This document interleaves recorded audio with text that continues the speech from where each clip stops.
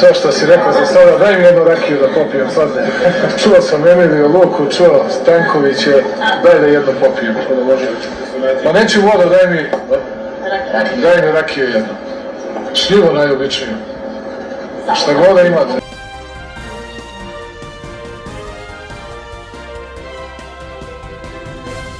Pomaže Bog i dobar dan, dragi gledalci, narode Srbije, svi Srbi, ma gde bili u svetu i svi ljudi dobre volje.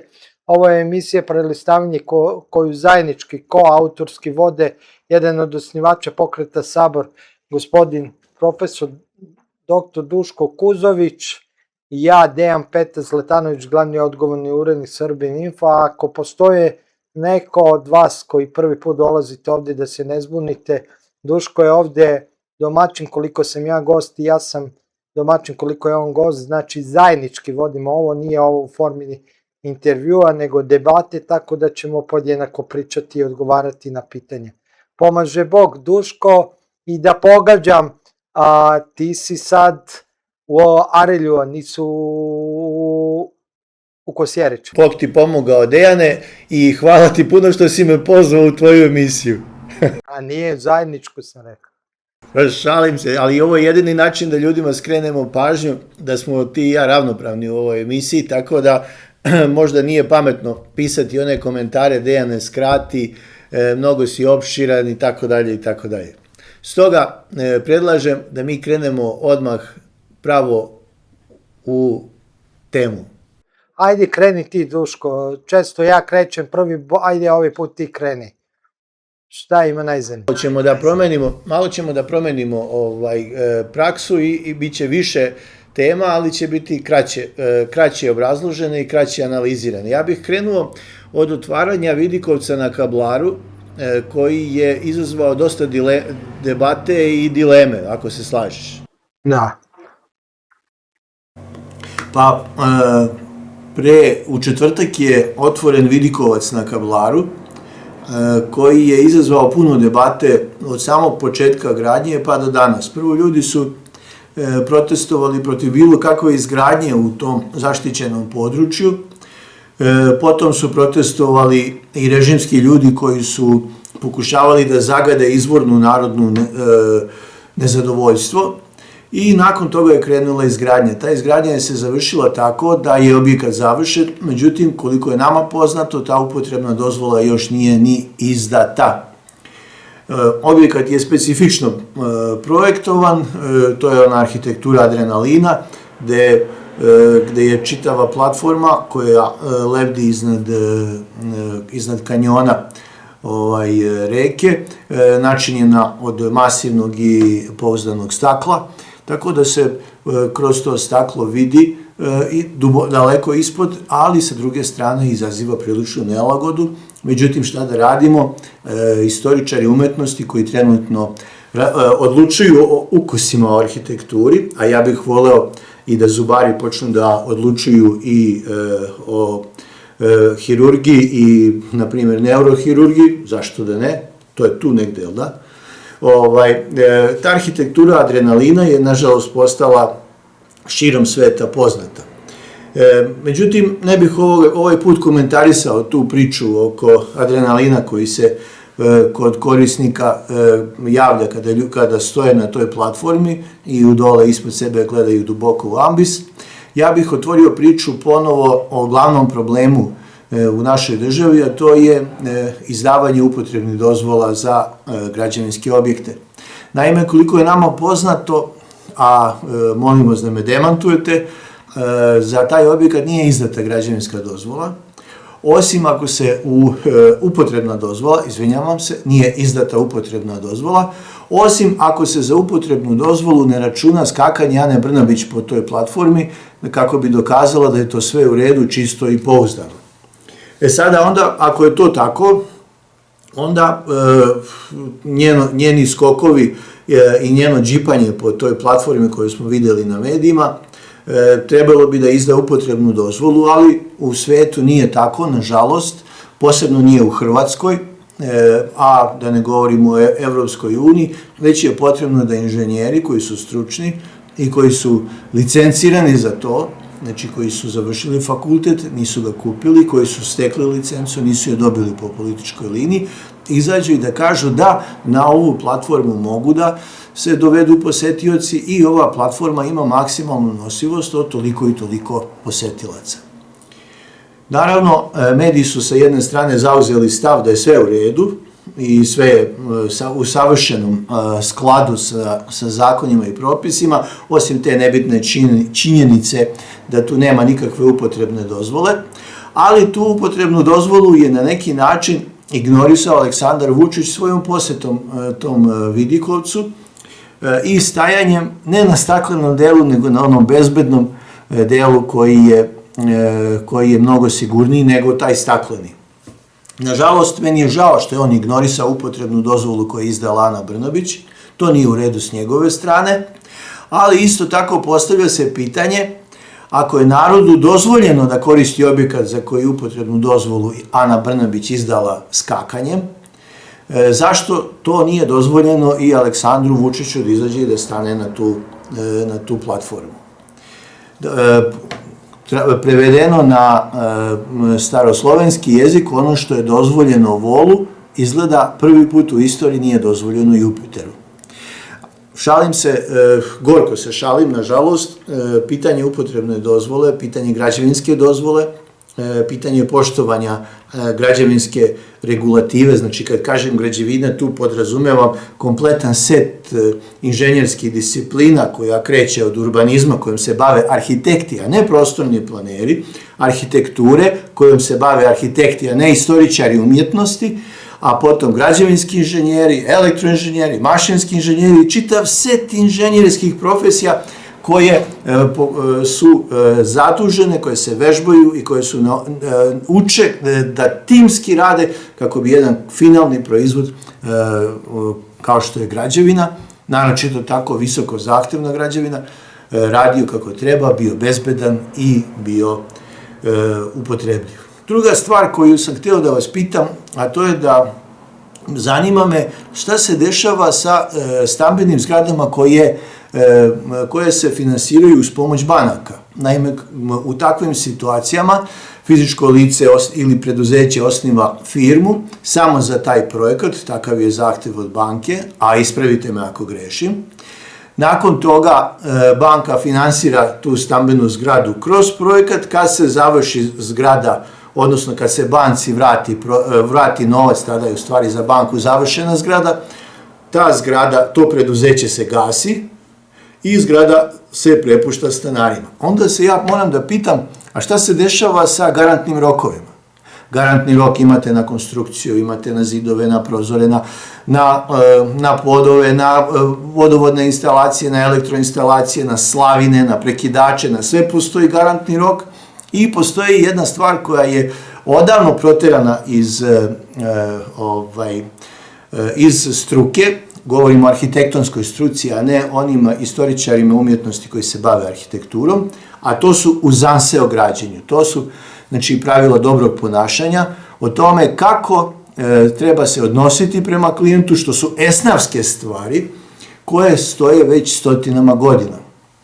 Prema tome, sam objekat na Kablaru ponovo je otvorio pitanje posle Nastrešnice, jednu veliku ranu u srpskom društvu, a to je šta se dešava sa objektima koji se grade, pod 1, pod 2, koji je odgovoran za njihovu statičku, konstruktivnu stabilnost, koji je odgovoran za garantne rokove koji su propisani i jugoslovenskim standardom i onim standardom pre toga i svim propisima od kada postoje građevinska regulativa u Srbiji, šta se dešava sa objektima za koje država izda građevinsku dozvolu, da li, na primjer, prostorni planeri mogu da se bave urbanizmom, da li takav prostor o arhitekturi treba davati istoričarima umjetnosti, da li građevinski inženjeri mogu da se bave projektovanjem u tom obimu i toj meri koliko im je dozvoljeno postojećim zakonima, a sve to otvara pitanje duboke reforme u našem društvu koja je u ovom trenutku izuzetno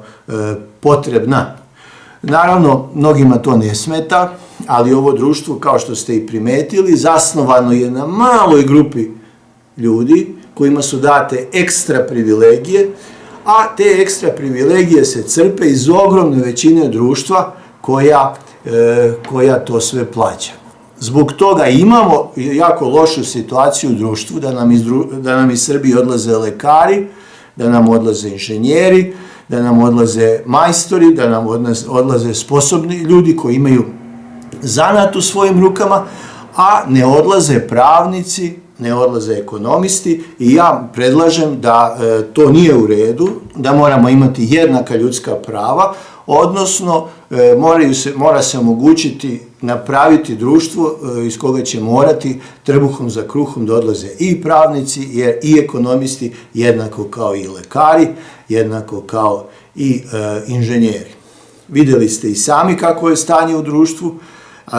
Ako ste primetili jednu zanimljivu anomaliju, a to je da oni koji imaju vrhunsko znanje u svojoj profesiji, znanje koje se teško stiče kroz obrazovanje, a nakon toga kroz praksu, mnogo su posvećeniji i spremniji da se odreknu privilegija koje im donosi teško naučena profesija, od onih koji svoje diplome, nažalost, mogu da baštine samo u Srbiji, ovakvoj kakva jeste i koja je postala nacionalna sramota.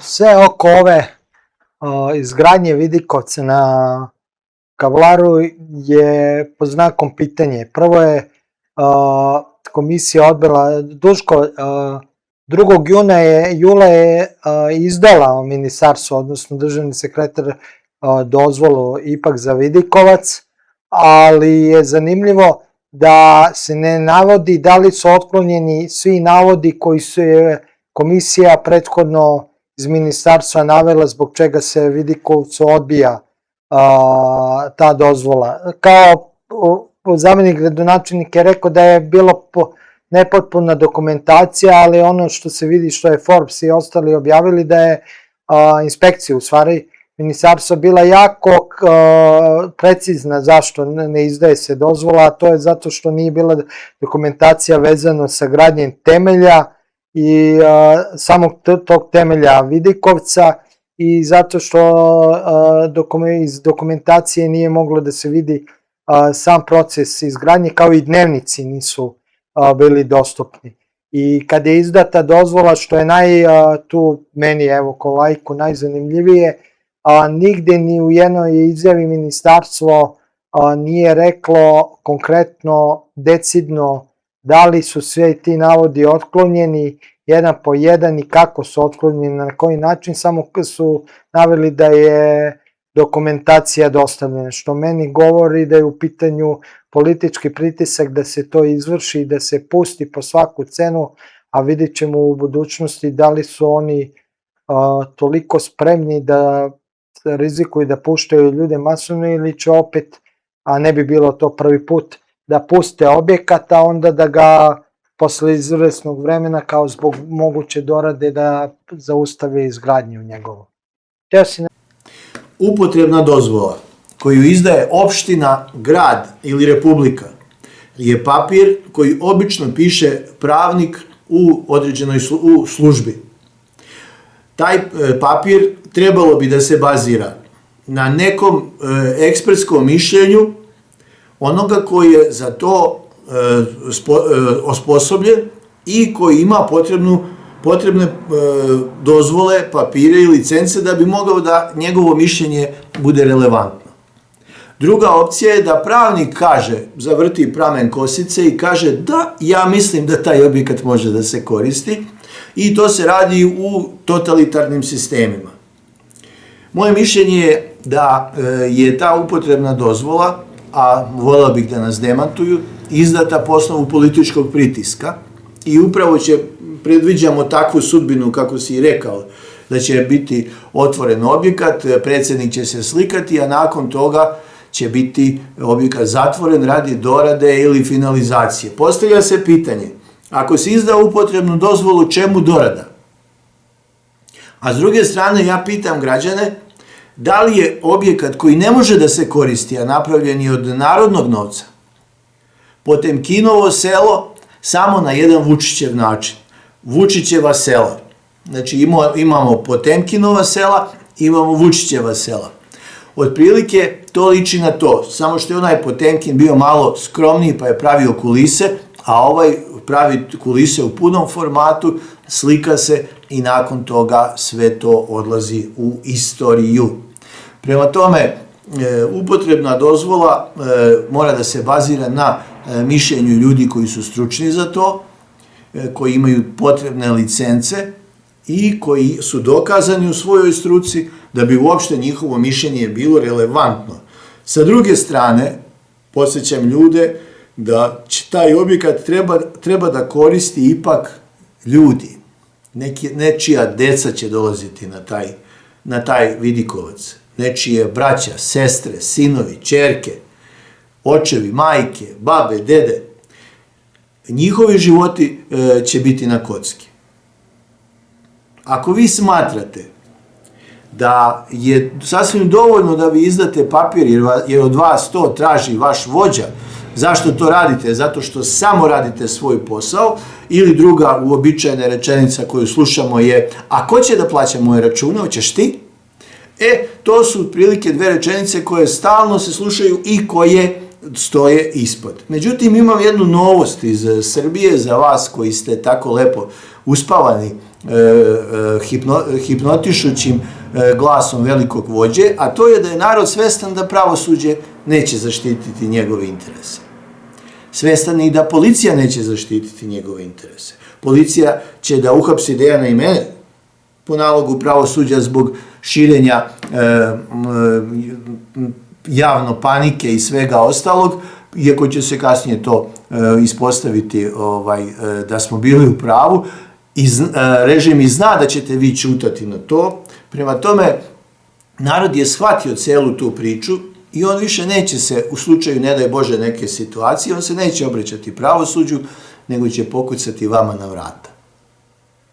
To je glavni problem, a ta vrata najbolje da otvorite vi, a ne da otvore povezana lica koja su uživala privilegije, jer ste vi samo radili svoj posao.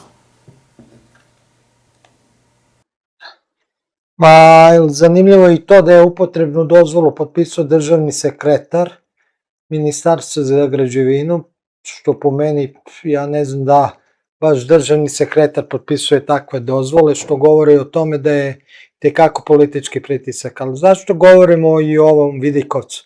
To se dešavalo u danu kada su albanske separatističke vlasti u Prištini rušile srpske kuće na Gazivodima, jezeru Gazivodama, baš onom jezeru za koga je Vučić govorio ne dam Gazivode, i baš taj dan je na Kablaru, dok su rušene srpske kuće i da su Srbi ostajali bez svojih domova, Aleksandar Vučić slavio sa trubačima na Kablaru.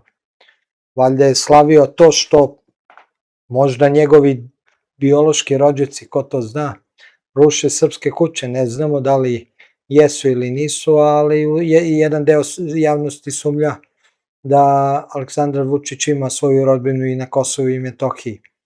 Ali da to ostavimo po strani, da li on ima biološke rođake ili nema, on je svojim političkim delovanjem definitivno zaslužio da ga zovemo Albin Musliju, zato što je svojim političkim delovanjem omogućio Albancima ne da samo na de facto dobiju nezavisnu državu Kosovo na teritoriji Kosova i Metohije, nego zato što se i ponaša tako. Ne zaboravimo, pravio je veliki miting i odvlačio Srbe sa Kosova u aprilu prošle godine, kad su Albanci onda ulazili masovno u srpske institucije na severu Kosova. Odvukao je ljude da ne bi mogli da odbrane institucije. A da ne govorimo o Ohridskom, Briselskom i drugim sporazumima. Tako da ja bi pre Vučića zvao Albin Musliju, nego Vučić, mislim da mu to je ime i prezime zaslužio, za razliku od Vučića koje mu je neko drugi dao, ovako svojim životnim delom i radom. Mislim da je vredno da bude zapisan kao Albin Musliju. Nego da se vratimo i celoj toj igranci, znači cela igranka oko kaplara ovog vidikovca je trebalo na Kaplaru Kablaru je trebalo da posluži, znači da se sakrije istina šta se dešava srpskom narodu na Kosovu i Metohiji. A danas već se dešavaju još užasnije stvari, a to je Albin Kurti je sad trenutno u Zubinom Potoku gde su i rušene ove srpske kuće i navodno su tamo pronađene masovna grobnica od 23 intelektualaca albanske koji su izvučeni iz Kosovske Mitrovice i ubijeni na toj teritoriji 99. godine. Zanimljivo je da sam Albin Kurti kaže da će iskopavanje biti mesecima, on je inače premijer u ostavci, a sve vreme mogu biti rušen uz pomoć glasova Srpske liste i sad može da se napravi vlada u kojoj ne bi bio Albin Musliju sa glasovima Srpske liste, ali Vučić nikako nije mu stalo ni to da uradi, makar da sluša Albin Kurtija. Kurtija može zato što jedan i drugi imaju isto ime Albin. U svakom slučaju, Vučić nastavlja svoju dalju igru, a to je izdaje Kosova i Metohije i da svaki put kad je u pitanju ta izdaja on izmisle afere kao vazdušni top, kao ovo sada, ili pravi tako neke happeninge kao što je ovo na Kablaru. Ali koliko je pravo stanje stvari na terenu i koliko je on stvari čovek koji je na ivici i nerava, živaca i uopšte zdravlja govori, imamo Srbin Info je objavio taj snimak gde Vučić se javio na nacionalnoj televiziji i na Pinku i ne znam da li na RTS-u, ali se javio na Pinku, javio se i na Informeru, pred kamerama bio u kafani nekoj, pošto on sad ima tu predizbornu kampanju, definitivno kako studenti imaju, svaki student u selu, student u svakom selu u Srbiji, onda je on rešio da kopira, jer on samo to da zna, da kopira njihovu kampanju i sad ide od mesta do mesta i imamo snimak na TV Pinku gde on daje izjavu, sad izgleda ili polupijan ili ošamučen, u svakom slučaju nije pri sebi, vi ćete vidjeti deo te izjave, pustit ću ja sad u samoj emisiji, a u svakom slučaju predstavlja čoveka koji sigurno ne bi trebao da vodi, kad je u takvom stanju, ni mesnu zajednicu, a tamo li državu Srbiju. Sad, tome da li je pijan, moguće vidi se na sceni kako on pije pivo ili vino, neko bela tečnost u pitanju alkoholna, ali moguće da je od lekova. Ja sam pa nije pola godine, ali ima više od 4 meseca, objavio, jer sam dobio iz njegovog okruženja lekarskog informaciju koja se pokazuje na ovom slučaju i tekako da je tačna. Naime, Aleksandar Vučić, pošto stvarno on 2-3 sata dnevno spava, otprilike 4, pošto nikome ne veruje, osim svome bratu, a i njemu ponekad ne veruje, i želi sve da kontroliše, ima potrebu da radi i da bude i kad spava budan. Da bi mogo da to stanje održava, on prima određenu dozu lekova i njegov organizam je na ivici eksplozije.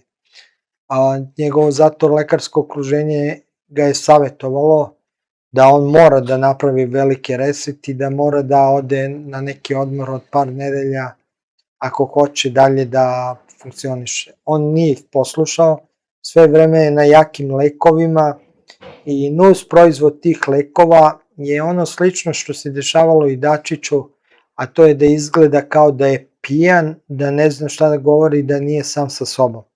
To je definitivno se tako ponaša, evo imate i na ovom snimku. Da li su lekovi u pitanju, pa je skoro nadrogiran, pa je time ošamučen, ili je u pitanju alkohol koji ga razvaljuje, ja ne mogu da ga znam, nisam uvadio krv, nisam u smislu na ispitivanje dao uzorak, da ne pomisli neko da sam teo da ga ubijem. U smislu nemam laboratorijski njegov nalaz krvi da bi ja mogu da tvrdim ovo ili ono, ali vidimo u svakom slučaju njegovo pijano, odnosno nenormalno ponašanje koje liči, ako ne na pijanicu, na narkomana. On, ako su, a ja mislim da su informacije ove i verodostojne i tačne, ako je sve to kako tako, onda on definitivno je toliko pod stresom da onog trenutka kad prestane to da pije i sve ostalo, on će da se raspadne, ali bukvalno da se raspadne. Pitanje je kako, meni su neke lekare pričali koji su lečili, psihijatri koji su lečili takve ličnosti u smislu koji su bili na visokim državničkim položajima, odnosno na nekim funkcijama privrednim, kad bi gubili posao, oni bi naglo starili, postajali bi bolesni, ili adrenalin prestao da ih cepa, što bi narodski rečeno, i došlo bi do srozavanja njihovog organizma. U svakom slučaju, teo bi samo da zaključim, mi imamo posao sa čovekom koji je na ivici pucanja, koji ne zna ponekad šta govori, koji je ponekad stvarno neuročunljiv. Pitanje je, možda i to radi namjerno da bi mogo jednog dana da se vadi na sudu tako, ali onda će morati neki drugi ljudi da odgovaraju zašto su dozvolili da predsjednik države, ako je bilo očito da je neuročunljiv, dalje bude na tom položaju, a da oni ne obaveste javnost, a bili su dužni po zakonu da obaveste javnost o čemu se radi. U svakom slučaju, neko mora da snosi posledice za njegovo ponašanje, za njegove činjenje i neko će morati zbog toga da odgovara na sudu. Zato apelujem na lekare da bolje izađu u javnost sa istinom nego da ne bi snosili posledice svog nečinjenja. A koliko su, osim Vučića i drugi pod stresom, evo i Dačić, kad je bio u bolnici, u stvari Vučić nije znao, ili da li, u stvari mi ne znamo da li mu je Vučić namestio to, ili je Vučić nije znao da li je ovaj foler ili ne. Ja mislim da je to pred Dačić iskoristio tu svoju bolest, pošto je ekstremni šećeraš, kad je lupao gluposti pre nekih 7-8 godina, ja mislim pred francuskim ambasadorom. Pričali su mi ljudi koji su svedoci, koji znaju, koji su radili tada u Ministarstvu spoljnih poslova, a to mi je potvrđeno i kasnije. Dačić je težak šećeraš, što je istina, on dobije te injekcije i kad ima taj napad, ako mu se ne da na vreme, valja insulin, kako to ide, nisam stručan, on isto kao sad Vučić, samo još gore, počne da lupa gluposti i da se ponaša kao najgora pijanica. A da nije u principu pijan, niti da okusi alkohol, u pitanju je samo da nije dobio dozu injekcija koja ga održava da bude normalan. Tako da, ko zna šta ćemo mi otkriti, ko se još bode u tom okruženju da bi ostao zdrav, a ko se i bode zato što je narkomančina, a da to što govorim ima i tekako ne da ima im vatre, govori i ona scena kad je pas koji je zadužen za otkrivanje droge prišao pored Vulina, lajao je kao da vidi ispred sebe samog đavola, što govori o tome da mnogi i tekako vole da mu baci i daju i po nosu. Duško? Zdravstveno stanje Aleksandra Vučića, o kome se sve više govori u javnosti, je u stvari posledica samog koncepta političke uprave koji postoji u Srbiji. Da je politička uprava distribuirana na ljude i da nije skoncentrisana u jednu tačku koja odlučuje o svemu, ni sam Aleksandar Vučić ne bi trpeo toliki pritisak i ne bi imao tolike zdravstvene probleme. To je prvi aspekt problema. Drugi aspekt problema, on je sam pristao da napravi takav politički sistem u kome on odlučuje o svemu. Od toga ko će biti baba Sera, pa do toga ko će biti profesor na univerzitetu. Jedino što se ne meša, to je ko će biti rektor. Jel da? I stoga treba upozoriti Aleksandra Vučića da jednostavno nije više u mogućnosti da obavlja svoj posao, ali sa druge upozoravam svoje sunarodnike da ne dozvolimo da bude izručen nekoj drugoj zemlji, da mu se tamo sudi, niti da napusti zemlju, a da mi ne možemo da njega izvedemo pred sud i pred javno slušanje gdje će narod moći da čuje ono sve što je radio. Napravljena je greška sa Slobodanom Miloševićem, on nije smeo da bude isporučen Hagu kao niko od ljudi koji su bili na toj listi koji su isporučeni, i to više ne smemo sebi da dozvolimo kao društvo koje poštuje samog sebe i kao društvo koje drži do svoje istorije i do svog dostojanstva. Znam, ja sam čuo uslovno bezbroj komentara, ako ne možemo da ga skinemo, neka drugi uhapsi, pa izvini prijatelju, ako ti nisi u stanju da se udružiš sa nama i da ga smenimo zajedno, već svojim ćutanjem, cviljenjem i krmaukanjem nam praviš problem i obstrukciju, to ne znači da on treba da bude isporučen inostranstvu. Prema tome, zdravstveno stanje Aleksandra Vučića dovoljno govori o tome u kakvom smo problemu kao država. Da li on koristi lekove? Najverovatnije, sudeći po njegovom fizičkom izgledu. Da li je takav koncept društva nama nepotreban? Jeste, i Aleksandar Vučić je dokaz da centralizovano društvo jednostavno nije u savremenim uslovima nije u mogućnosti da funkcioniše. Lako je bilo biti sultan pre 200-300 godina, kada je bila mnogo manja količina informacija, mnogo manje načina da se ugrozi neko društvo. Sada ti 24 sata imaš neprestano napade, što iz teritorijalnih aspiracija, što iz finansijskih, što iz razloga da ti pokupe populaciju ili da ti pokupe rudna bogatstva.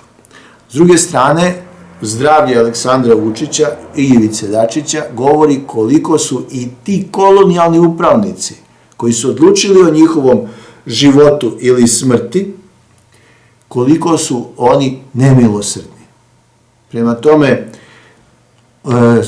Vučić i njegova ekipa su izabrali stolicu na kojoj će da sede, ta stolica je postala vruća i sada rešenje njegovog sklanjanja sa te stolice mora da se tiče svih nas. Stoga svaki državljanin ove zemlje kome je stalo do Srbije i kome je stalo do sopstvenog samopoštovanja mora ustati i tražiti da se politička kriza u Srbiji razreši mirnim putem, da ne dozvolimo da bilo koji zemlja bude isporučen nekom stranom sudu, pa po bilo kojoj priči i po bilo kom razlogu, i ovu stvar moramo sami raščistiti, moramo ljudima objasniti šta se desilo i moramo izvršiti čišćenje kriminala i korupcije u društvu. Ako to ne uradimo, još više će nas stradati, a samo će doći neki novi Murta umesto Kurte ili Kurte umesto Murte i stvari koje se smrtonosna spirala će nastaviti dalje da nas melje i mi ćemo polako nestati. Ako vi smatrate da je jeftinije ćutati nego nestati, onda bar nemojte drugima smetati koji su spremni da se bore i ako treba da nestanu, bar da nestanemo u borbi. Htio bih da kompletiram priču oko stanja na Kosovu i Metohiji. Mene je izuzetno uznemirila vest da je Srbima u Obiliću dat rok od 3 dana da napuste svoje stanove, iako su stanovi legalno kupljeni i posjeduju svu potrebnu dokumentaciju. Ova odluka je usledila nakon višemesečne pravne borbe koja nije završena sudskom presudom. Sa jedne strane imamo posvađan srpski narod koji u ovom trenutku se svađa oko i bitnih i nebitnih stvari, a na drugoj strani imamo finalizaciju priče oko onoga što se dešava na Kosovu i Metohiji. Dalje, drugi aspekt problema je da Šiptari trenutno vrše nasilan progon ne samo Srba, fizičkih Srba, već i srpske kulture i svega ostalog, a režim u Srbiji ništa na to ne reaguje, nego šta radi drugo, hapsi ljude koji govore i ukazuju na te stvari koje se dešavaju na Kosovu i Metohiji. I ono što hoću da kažem, evo dok je Srbin Info još živ i dok još funkcioniše, je da Šiptari kada kažu raščišćavamo zbog ekologije, rušimo zbog nelegalne gradnje ili raščišćavamo da bismo rešili pitanje po sudskim presudama, mi to čitamo kao etničko čišćenje. Znači šta god vi na Kosovu nazvali, kako god vi nazvali vaše odluke koje na kraju završe u praksi sklanjanjem Srba, možete ih nazvati ekologijom, borbom protiv divlje gradnje, mi znamo da vi radite etničko čišćenje. To je ono što Šiptari rade u ovom trenutku i to je ono o čemu mi moramo jasno i glasno da govorimo. Jer nemojte mi reći da je rušenje nelegalnih vikendica koji su bile na Gazivodama jedini problem nelegalne gradnje na Kosovu. Zar su to jedini objekti koji su sagrađeni bez dozvole, Aljbin Kurtiju? Evo, pitam tebe, Aljbin Kurtiju, jesu to jedini objekti koji su sagrađeni bez dozvole? Ako su jedini, svaka čast, bravo. A šta ako ti ja donesem 1001 objekat koji je sagrađen bez dozvole, ali su sasvim slučajno to uradili ljudi koji su bili sa tobom obučeni u civilne uniforme, u civilna odela, naoružani do zuba, koji su pucali na srpske snage bezbednosti 90. godina. I ne 1001, nego 10.001 tak objekat nelegalni postoji, a ti si našao da rušiš nelegalne vikendice, po znacima navoda nelegalne vikendice Srba na Gazivodama. Sram da te bude. I moram isto da te napomenem za još jednu stvar, a to je to što Aleksandar Vučić ne reaguje na te stvari. To ne znači da srpski narod nije to notirao i da jednog dana neće doći konobar sa računom za sve stvari koje si činio do sada. Šta da radimo? Igra se nastavlja. To što te pomažu Nemci, to je tvoja stvar, ali ni nemačka sreća neće goreti do zore, čini mi se da je to više nego jasno. A gledalce pozivam da uporede snimke ulaska nemačkog kontingenta u Prištinu 1999. godine i ulaska nemačkog kontingenta u Zagreb 1941. godine.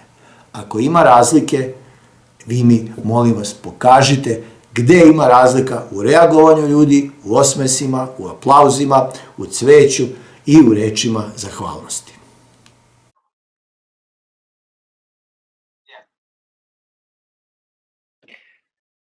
Vezano sa time što se dešava na Kosovu i Metohiji, treba napomenuti da ovim što radi sad Albanci, kopaju i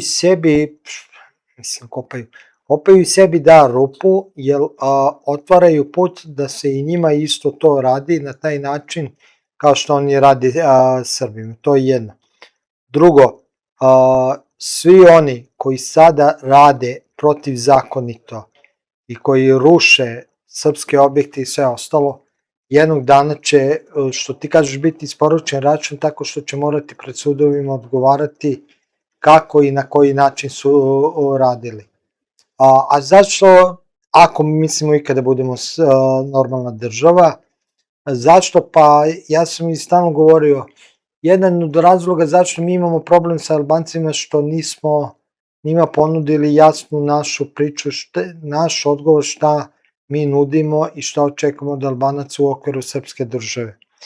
Ja sam čvrstog stanovništva da Albanci imaju mesto u srpskoj državi, ali mogu imati prava, ali i obaveze isto kao i svaki građanin Srbije. Drugim rečima, ja Albancima kao 100% Srbi nudim ista prava, ali ista obaveze koje ja imam kao Srbin u okviru srpske države. I on u okviru toga može da traži svoje i prava i svoje mesto u srpskoj državi, ali drugim rečima i srpska država od njega traži odgovornosti. I kao što bi ja ili bilo koji građanin Srbije trebao da odgovara ako nečiji objekat ruši, sistematski proganja nekog i iseljava, tako i oni moraju da odgovaraju za to i nema oprosta. Kao što nema oprosta za mafiju i korupciju, nema oprosta ni za albanske separatiste i bilo kog separatistu i koji radi separatističke činove i akcije koje imaju za cilj ne samo odcepljenje jednog dela teritorije Srbije od cele Srbije, nego ima cilj etničkog čišćenja, a oni to rade. Zašto u ovom trenutku rade? Pa zato što je njima jasno, ne samo Albancima, nego i Evropskoj uniji i svim onim njihovim sponsorima je jasno da Aleksandar Vučić na vlasti u Srbiji može biti najviše još godinu, dve, duže ne može.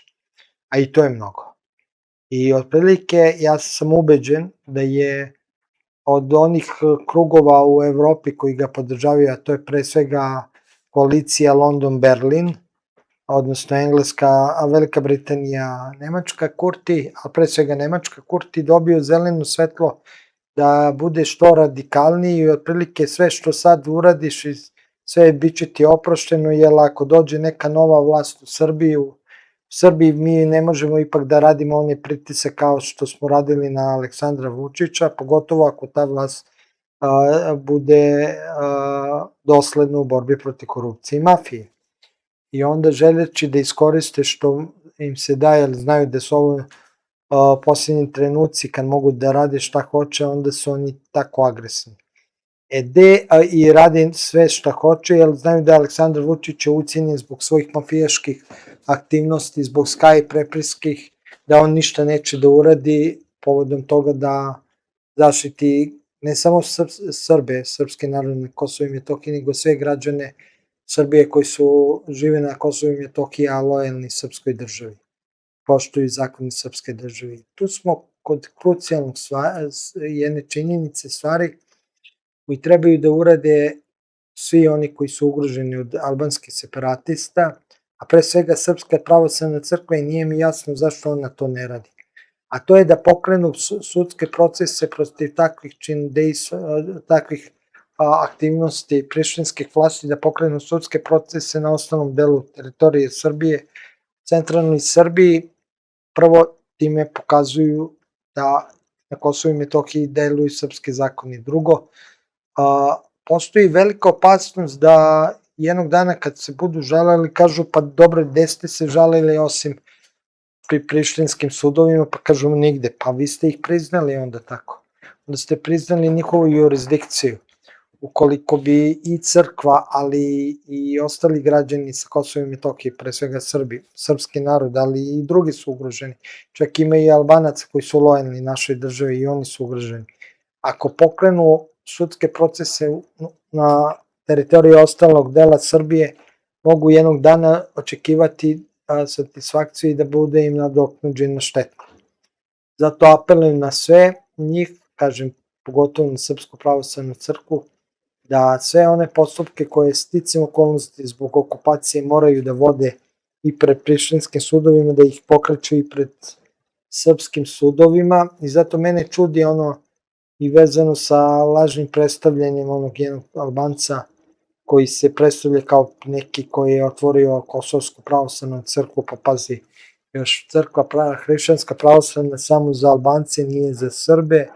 Naravno da je Albanska pravoslavna crkva se ogradila od njega, ali to je opasno je to što je Srpska pravoslavna crkva povela proces pred kosovskim prištinskim sudovima samo, a nije pred srpskim sudovima, jer time je na neki način i priznala nezavisno Kosovo, a i dala sudbinu budućih sudskih procesa u ruke prištinskih vlasti.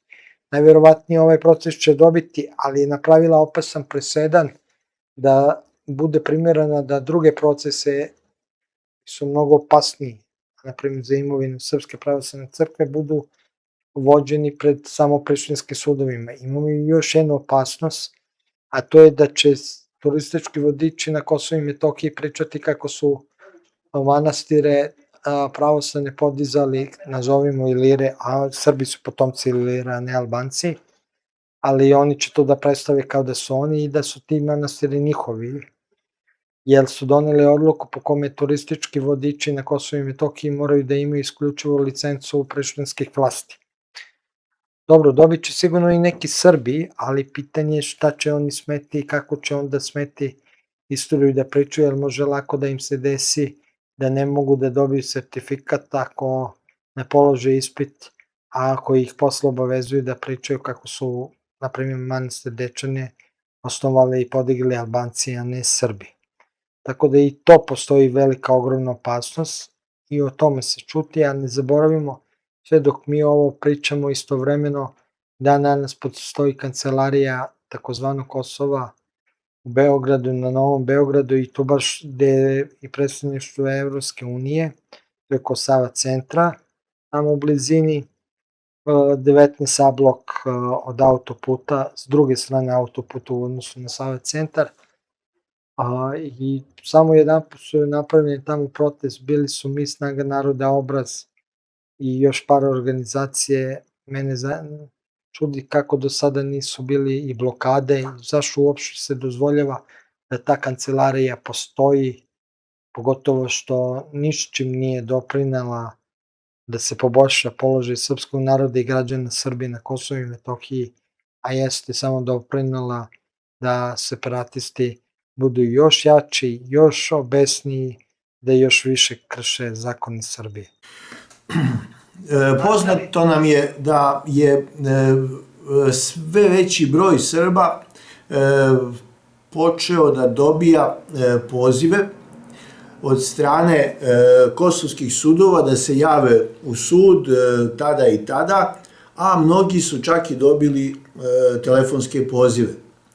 To su uglavnom ljudi koji su bili 99. godine na Kosovu i Metohiji, braneći Kosovo i Metohiju od upada agresora, neprijatelja iz pravca Albanije, koji je koristio Albaniju kao nosač kojim je krenuo da juriša na Srbiju i da joj otme deo svoje teritorije. Ti ljudi su najvećim delom bili po zadatku, a jedan deo su čak i bili dobrovoljci. Međutim, šta je se desilo u međuvremenu? Postoji osnovana sumnja da je Ohridskim sporazumom predviđena i obaveza Srbije da isporuči imena, adrese i ostale lične podatke svih ljudi koji su bili na Kosovu i Metohiji 1999. 1998. i ranije, što kao pripadnici vojske, što kao pripadnici policije, bilo kao pripadnici rezervnog sastava jedne i druge srpske institucije. Svi se dobro sećamo tog vremena i svi znamo da su ljudi odlazili po naredbi države i da su postupali u skladu sa naredbama pretpostavljenih koji su vodili te jedinice kojima su pripadali.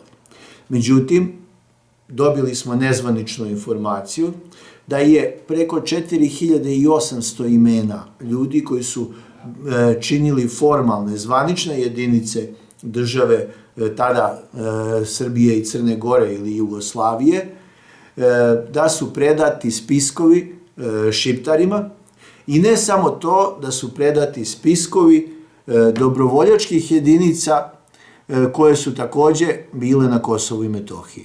Sada ima jedan Dejanov šipak u svemu tome, postoji neke dobrovoljačke jedinice koje nisu dozvolile da se napravi taj spisak i koji je za sada nemoguće utvrditi kako su, od kojih ljudi su se sastojale. Tako da ispostavlja se da su te jedinice bile i najmudrije jer nisu verovali nikome, pa čak ni svojoj državi. Međutim, postavlja se pitanje ko je prvo potpisao Ohridski sporazum, ko je prihvatio obavezu iz Ohridskog sporazuma, ili ako nije potpisan, zašto je prihvatio obavezu iz Ohridskog sporazuma. I druga stvar je šta će sada da rade tih 4800 ljudi, a možda i više, kada počnu da im dolaze pozivi. Oni te pozive neće hteti da prime, nakon toga će kosovski sudovi tražiti asistenciju policije u Srbiji, neko vreme policija će da izbegava i da odbija takvu saradnju, ali setimo se kako je bilo nakon Haga, da jedno vreme je država odbijala to, ali onda se uvek nađe neki drug član koji prihvati da bude predsjednik Republike i da pokupi te ljude i da ih isporuči Hagu, odnosno tamo gdje želi naš neprijatelj da budu isporučeni. Što znači da će jednog dana svakako policija Srbije početi da sarađuje sa šiptarskim sudovima, države koju nismo priznali, samo da vam kažem. A nakon toga desit će se još jedna ružna stvar, a to je da sve države koje su priznale besmislenu državu Kosovo će onoga trenutka kad se ti ljudi sa tog spiska nađu na njihovoj državnoj teritoriji biti u obavezi da ga uhapse i da ga isporuče na Kosovo i Metohiju. Razmislite malo u kakvoj se situaciji nalaze ti ljudi koji su slušali naređenja. I 99% njih su bili lojalni i korektni prema obavezama kako prema svojoj profesiji, tako i prema Haškoj konvenciji. I šta se sada dešava sa njima? U zemlji više odavno su već stavljeni na crnu listu, a da odu iz Srbije ne mogu, jer će biti tamo uhapšeni i isporučeni onima koji su činili mnogo veće zločine nego što postoji bilo koji zabeležen zločin od strane Srba. To je jedna stvar o kojoj vas molim da kao gledalce i kao ljude da razmislite. Nemojte padati na one fore, a oni su činili tamo zločine, razmislite kako su jedinice bile i da li je moguće uopšte bilo činiti zločine u tako velikim jedinicama sa tako velikim brojem svedoka. I na kraju krajeva ne zaboravite, zločin se možda jednom počini, ali se nosi do kraja života. Prema tome, to je također bitan element koji treba da uđe u tu vaš proračun. Međutim, vidjeli smo neki dan izjavu od Dževada Svečlje, koji je iz Male Kaludre, koji je rekao da će Srbija morati da plati za genocid, i da će naći svakog nestalog.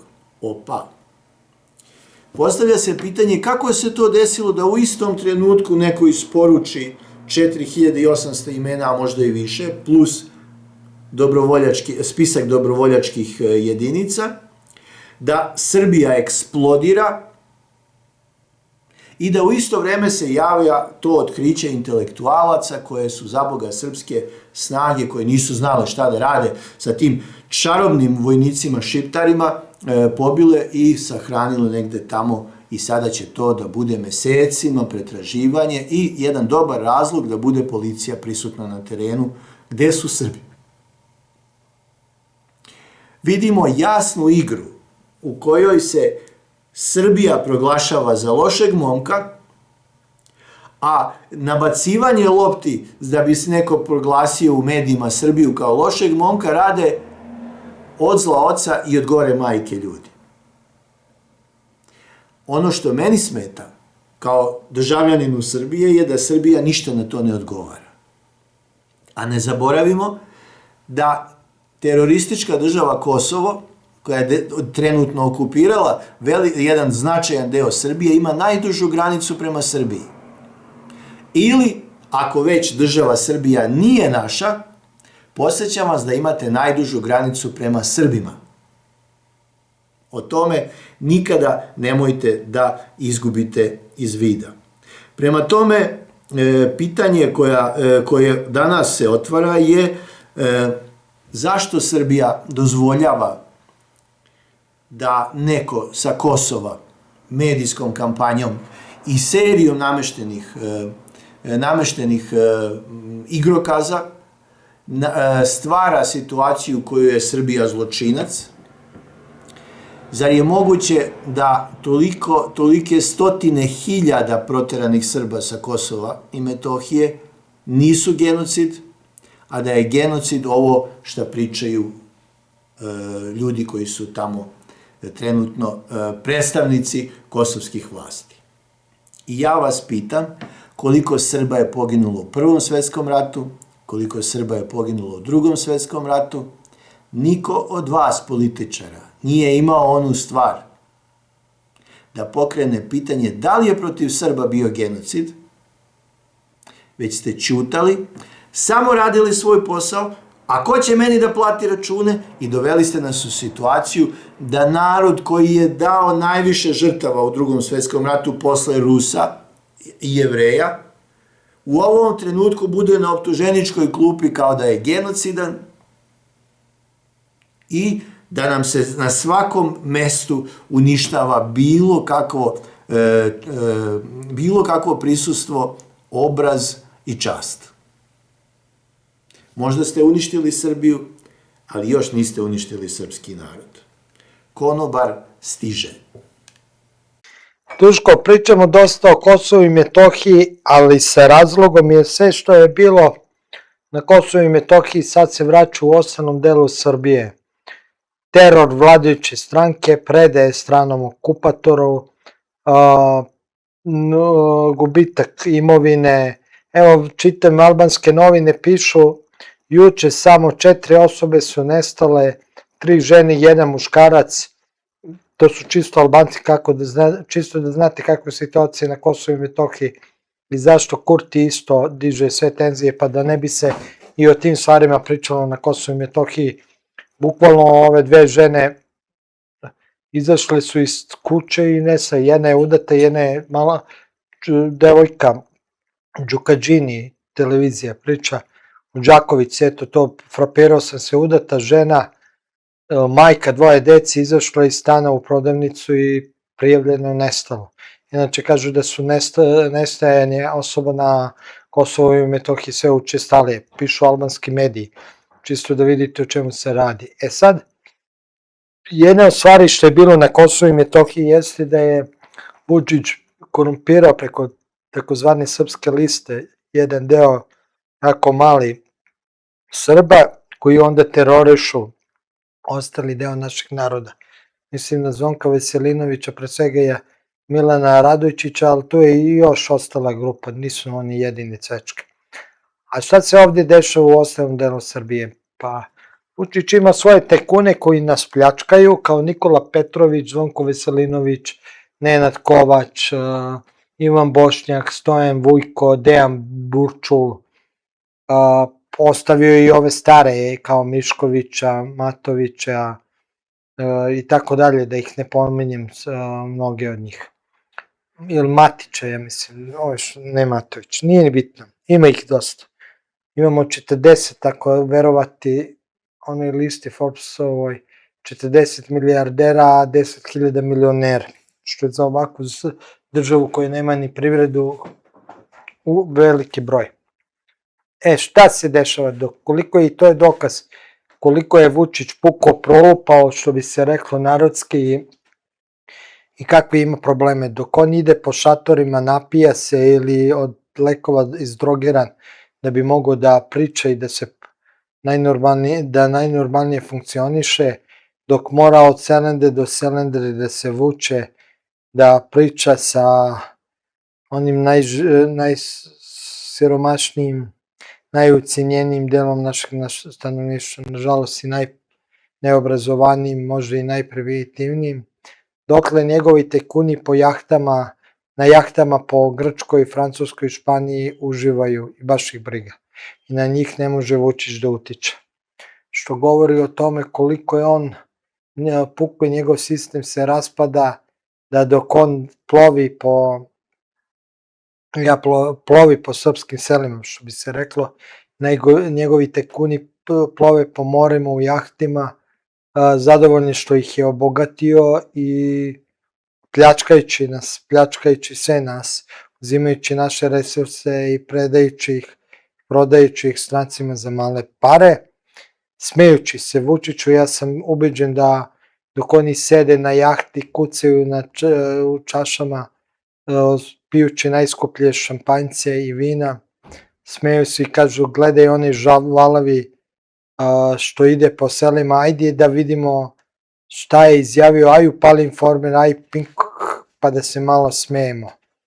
A ja sam ubeđen da je to tako, da se oni njemu smeju, baš zato što svaki put kad dođu ovde moraju da se njega boje. I to je ta bolesna igra među njima. S jedne strane, Izvinite, mnogo sam žedan, ovo sok od borovnice, da neko ne pomisli da pijem vino. Ta bolesna igra, s jedne strane on ih drži pod kontrolom jer im daje resurse i da mogu da se bogate, među njima i Cepter, a onda s druge strane, zašto Ceptera pominjem, ih ucenjuje, tera ih da radi kao Cepter što se odrekao svog prijatelja Dejana Lučića, i svodi ih na jednog običnog malog trgovca.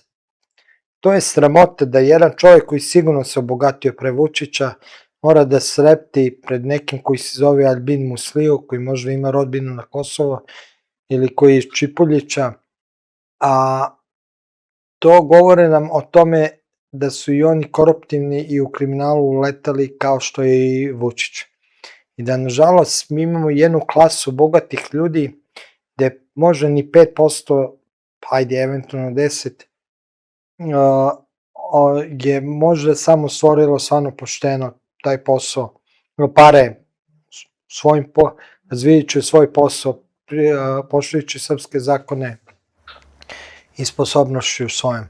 A da su 90% njih putem kriminalnih radnji, korupcije, izdajstava i ko zna čime dobili te pare.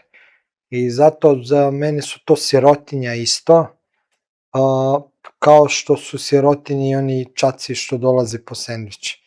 I njima i ostalima je dato da imaju tu imovinu na iznajmljivanje. Oni su ubeđeni da imaju, ubeđeni su da će jednog dana žvalavog da puste niz vodu, ubeđeni da će uspeti da prežive žvalavog, odnosno da će nastaviti dalje da se još više bogati po drugim sistemima, da će njihova imovina biti zaštićena i da će Vučić biti još samo jedna epizoda u njihovim životima. Ne, gospodo. Vama će prvo kao ruskim tajkunima Zapad oteti te sve pare preko korupcije. Ako država Srbije ne pokrene sudske postupke, pokrenut će zemlje Zapada, ne da bi radi pravde, nego da bi vam uzeli pare. Jer vi ne trebate, vi ne srtate svi, vi koji ste dobili te pare, vi nemate te pare, i mislili su i ruski tajkuni da ih imaju, vama su pozemljeni i date na korišćenje te pare. Čak i oni koji su bili jevrejskog porekla, pa i oni su morali da okuse, Friedman se sad kao tužbe podnosi u Holandiji da mu vrate pare, znaš kad će dobiti, nikad. Kad će holandski sud da presudi da jednom ruskom, čak i jevrejskog porekla tajkunu da pare, a da uzme od holandske države. To piše propalo. Tako da će se i vama, gospodo, desiti, samo zato što niste naučili jednu lekciju. A to je da ne možete biti bogati, a da ne vratite jedan deo tamo društvu kome pripadate. Misleći da će te pare vas sačuvati, vi prolazite kao, nažalost, mnogi od naših industrijalaca pre Drugog svetskog rata. Umesto da su se bavili politikom na pravi način i da su gledali da naprave funkcionalno društvo i državu koje bi mogla da odgovori potrebama njihovih radnika i njihovih ljudi, oni su prepustili da se politikom bave razni Rankovići, Krcuni, Brozovi, Bakarić i tako dalje, i šta im se desilo, došli su ovi na vlast i otrli su im.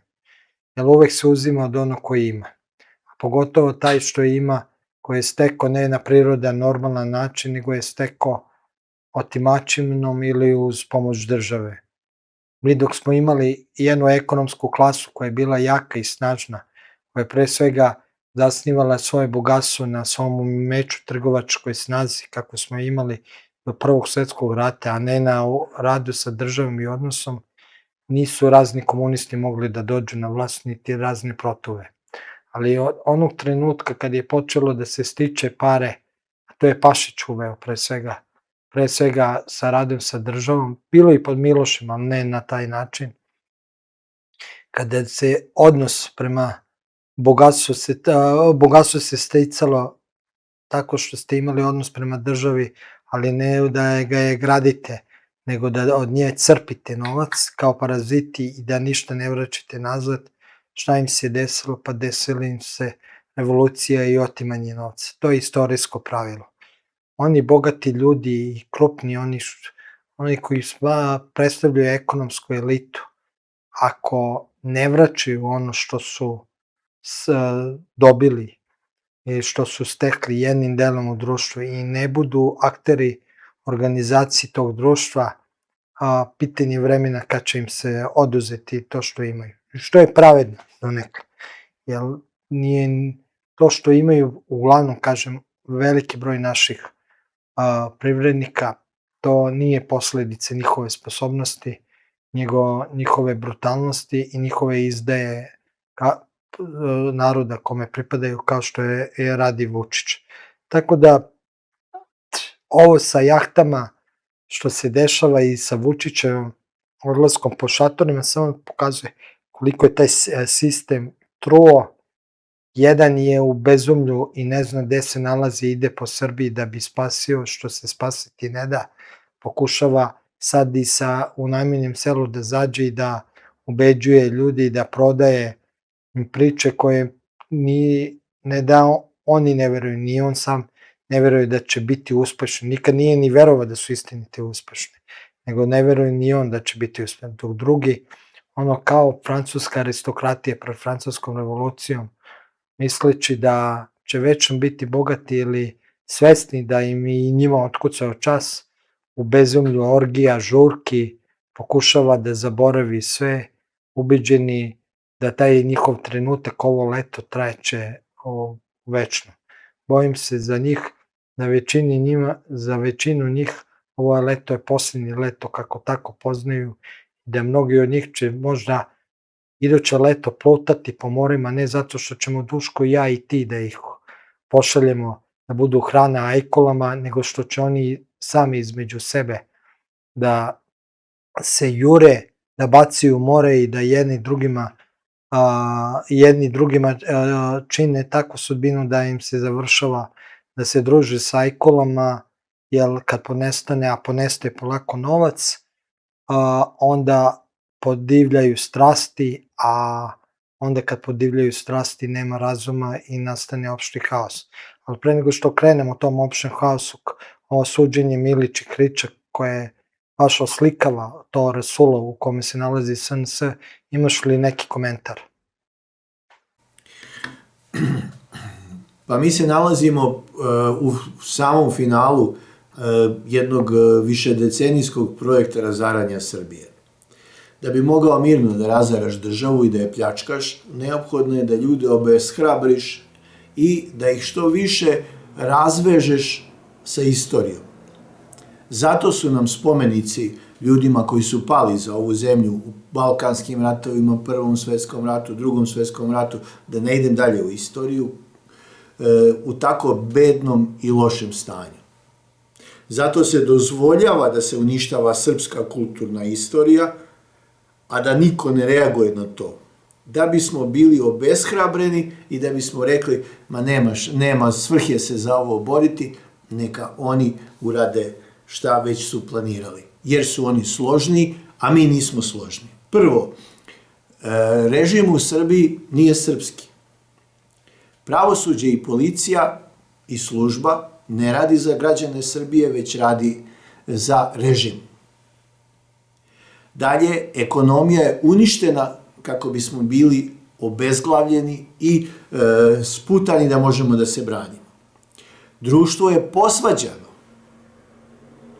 kako bismo bili posvađani i ne bismo bili složni.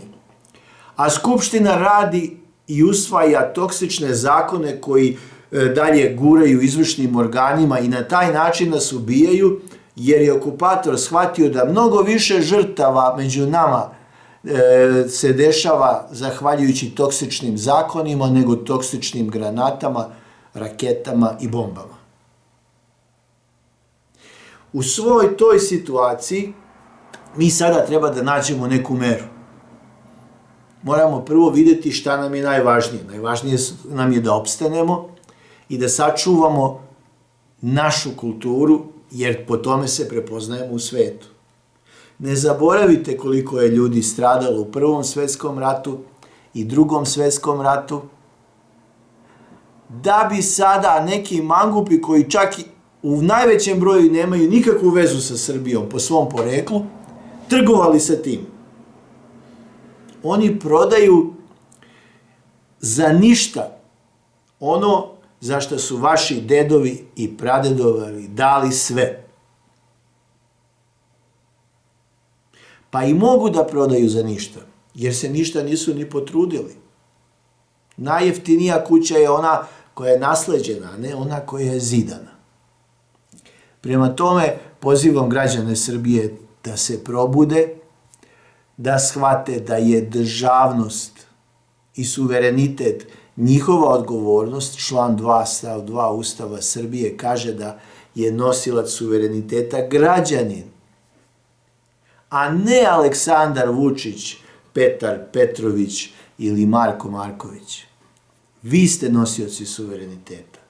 I vi taj suverenitet na svake 4 godine predajete u ruke nekome, detaširate i da bi mogao da upravlja državom, da ne biste vi to radili. Prema tome, vi ste mnogo važniji nego što oni žele da vam kažu i najvažnije, vi možete mnogo više nego oni što vas ubeđuju da možete. Oni vam namerno uništavaju samopouzdanje, namerno vam uništavaju zdravlje, namerno vas ekonomski razaraju, namerno vas svađaju ne samo sa komšijama i familijom, već i sa članovima porodice, da bi oni na miru mogli da rade posao koji rade. Okupatora nema više onoga Nemaca sa šmajserom, sa onom kajlom oko vrata, koji za vreme policijskog sata u trojkama marširaju ulicama varoši po Srbiji. Nema više toga, nema potrebe za tim. Okupator je shvatio da može da nađe među nama uvek ljude koji nemaju ni trunke morala, ni pameti i da prihvate da rade ono što im on kaže. Veoma često je čak i dovodio ljude sa strane, davao im naš identitet. A ko je to mogao da im daje, ja ne znam, sigurno su ribolovci, pčelari ili udruženje proizvođača rakije, jer to nije policija, naravno, da? I njima davao identitet, a nakon toga ih dovodio na vlast. I onda kad kažete, pa kako je to vlast dozvolila, pa proverite odakle je taj čovjek, gde je bio njegov otac, gde mu je brat, gde mu je žena bila, gde mu je bila sestra, ko mu je bio deda. Morate to da pitate. Jer samo takvi ljudi najverovatnije mogu da se bore ne samo za ovu Srbiju, već i za vas. A vi kako hoćete. Stojite i pred Bogom i pred sobom. Pa sad, vama je na volju u kom pravcu ćete da idete. Na volju u kom pravcu ćete da idete. Sad, teo bi još jednu temu jako bitnu da otvorim pre nego što vratimo se na Srbiju, a to je ovo što se dešava u Španiji, a o čemu je govorio dugo i Damljan Knežević i Narodne patrole, ali i drugi u Seutu, o navali migranata i da je pitanje promene stanovništva nešto što je i tekako aktuelno u Srbiji i da pitanje trenutka kad će to da zakuca na naša vrata. Koliko to opasno jeste Seuta, to je, malo ljudi zna, jedan deo Maroka, nekih 40%, je bio pod Španijom od 912. kada je bila marokanska kriza, pa do 960 ili 56, tako nešto. Franko je svoju kontrarevoluciju ili pohod pobedonosni krenuo i baš iz tih krajeva i španskog Maroka ka Španiji. Španija je afrička zemlja, malo ljudi znaju, imaju Seutu, evo sad tačno ću vam reći koja Seuta i još jedan afrička Španija, samo nisu se cijele teritorije odrekli. Seuta i Melilija, kao i Kanarska ostrva, naravno, su deo pripadaju kontinentalno, u stvari, Africi. Tako da možemo reći da, hajde da se nasmijemo, Evropska unija se nalazi jednim delom i u Africi. Šalu na stranu, ali to jeste tako. Sad, šta se dešava? Maroko s pravom to smatra kao jednu svoju teritoriju koja bi trebala jednog dana da pripadne njima u smislu, mislim, s pravom, u smislu, evo sad ja to povećavam da vidim, da je to prirodni deo njegove teritorije i da ne bi trebalo da Španija ima tu teritoriju, inače preko puta Gibraltara. Neću. Španija priznaje Srbiju sa Kosovom i Metohijom i ne bih hteo da sa nekim svojim stajalištem sad opovrgnem integritet Španije kad Španija nije opovrgla integritet Srbije. Govorim ovako. Ali kad se Španija inače to odrekla iz zapadne Sahare, danas Maroko je preuzeo zapadnu Saharu tako što je uradio nešto što sad radi. Poslao je ljudi, ne vojsku. Civile poslao i poslao je Kuran. I na taj način je preuzeo jedan deo zapadne Sahare i počela je borba za nezavisnost zapadne Sahare. Sada tako Maroko hoće da preuzme taj posljednji afrički deo Španije i da ga prisvoji sebi i posle ogroman broj muškaraca pre svega, vidi se lepo na snimcima kako graničar marokanski potvora kapi i pušta muškarce da prelaze. Ali šta je isto bio povod? Pa španska levičarska vlada, socijalisti su obećali da će dati 500.000, otprilike pola miliona državljanstva ljudima koji su poreklom pre svega iz Maroka, iz njihovih kolonija, ali koji imaju nekog ili dugo rade u Španiji ili imaju nekog od rodbine u Španiji. A da bi tako dobili kao i Vučić ovde glasačku mašineriju, to je nešto što je uradio i Mitterrand u Francuskoj, to malo ljudi znaju. I dan danas se Francuska od toga nije oporavila, a posledica toga je da je i Marselj većinski arapski grad, a ne francuski grad. Mislim francuski etnički, a ne nacionalno, pošto u Francuskoj postoji pravilo nema nacionalnih manjina, svakako je državljanin Francuske Francuz. Tako da to je političko stanje nacije, tako su oni sebe definisali kao narod i nacije. Nego da vratim se na ovo, zašto je to migrantska kriza. Nažalost imamo jedan deo vlada, a bojim se da će i Vučićeva vlada biti ti i na ovim izborima će uraditi, da bi vlade u Evropi, da bi opstali na vlast, spremna su da daju ljudima koji nisu ni organski državljani njihove države i društva, da im daju državljanstva, da bi preko njih dobili dovoljan broj glasača i protiv volje naroda građana svoje zemlje vladali.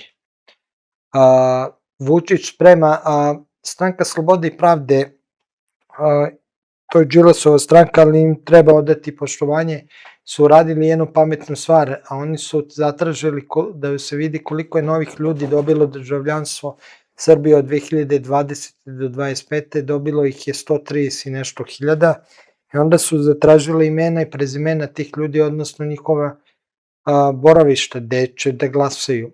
Policija nije htela do dan danas da izda, da to pokaže, tako da mi u stvari ne znamo ko je od 130 i nešto hiljada ljudi dobio državljanstvo. Naravno, tu ima jedan dobar deo Rusa i Ukrajinica, ali bojim se da je počeo proces davanja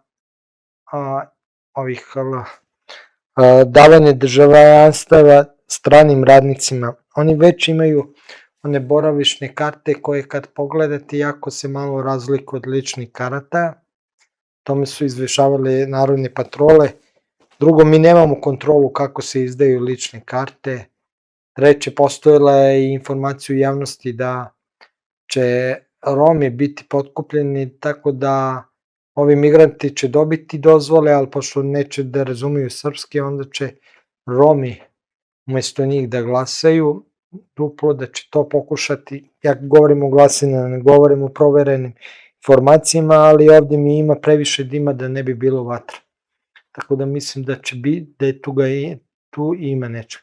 Jer ovaj režim Aleksandra Vučića, da bi pokrao izbore, potrebno mu je i da falsifikuje ogroman deo glasova. Tako da ja bojim se da ovo što se dešava u Španiji, na neki način će se prelikiti kod nas, ali ovo zbog nekontrolisanog uvoza stranih radnika, mi nemamo više kontrolu ko je od njih dobio državljanstvo ako nije.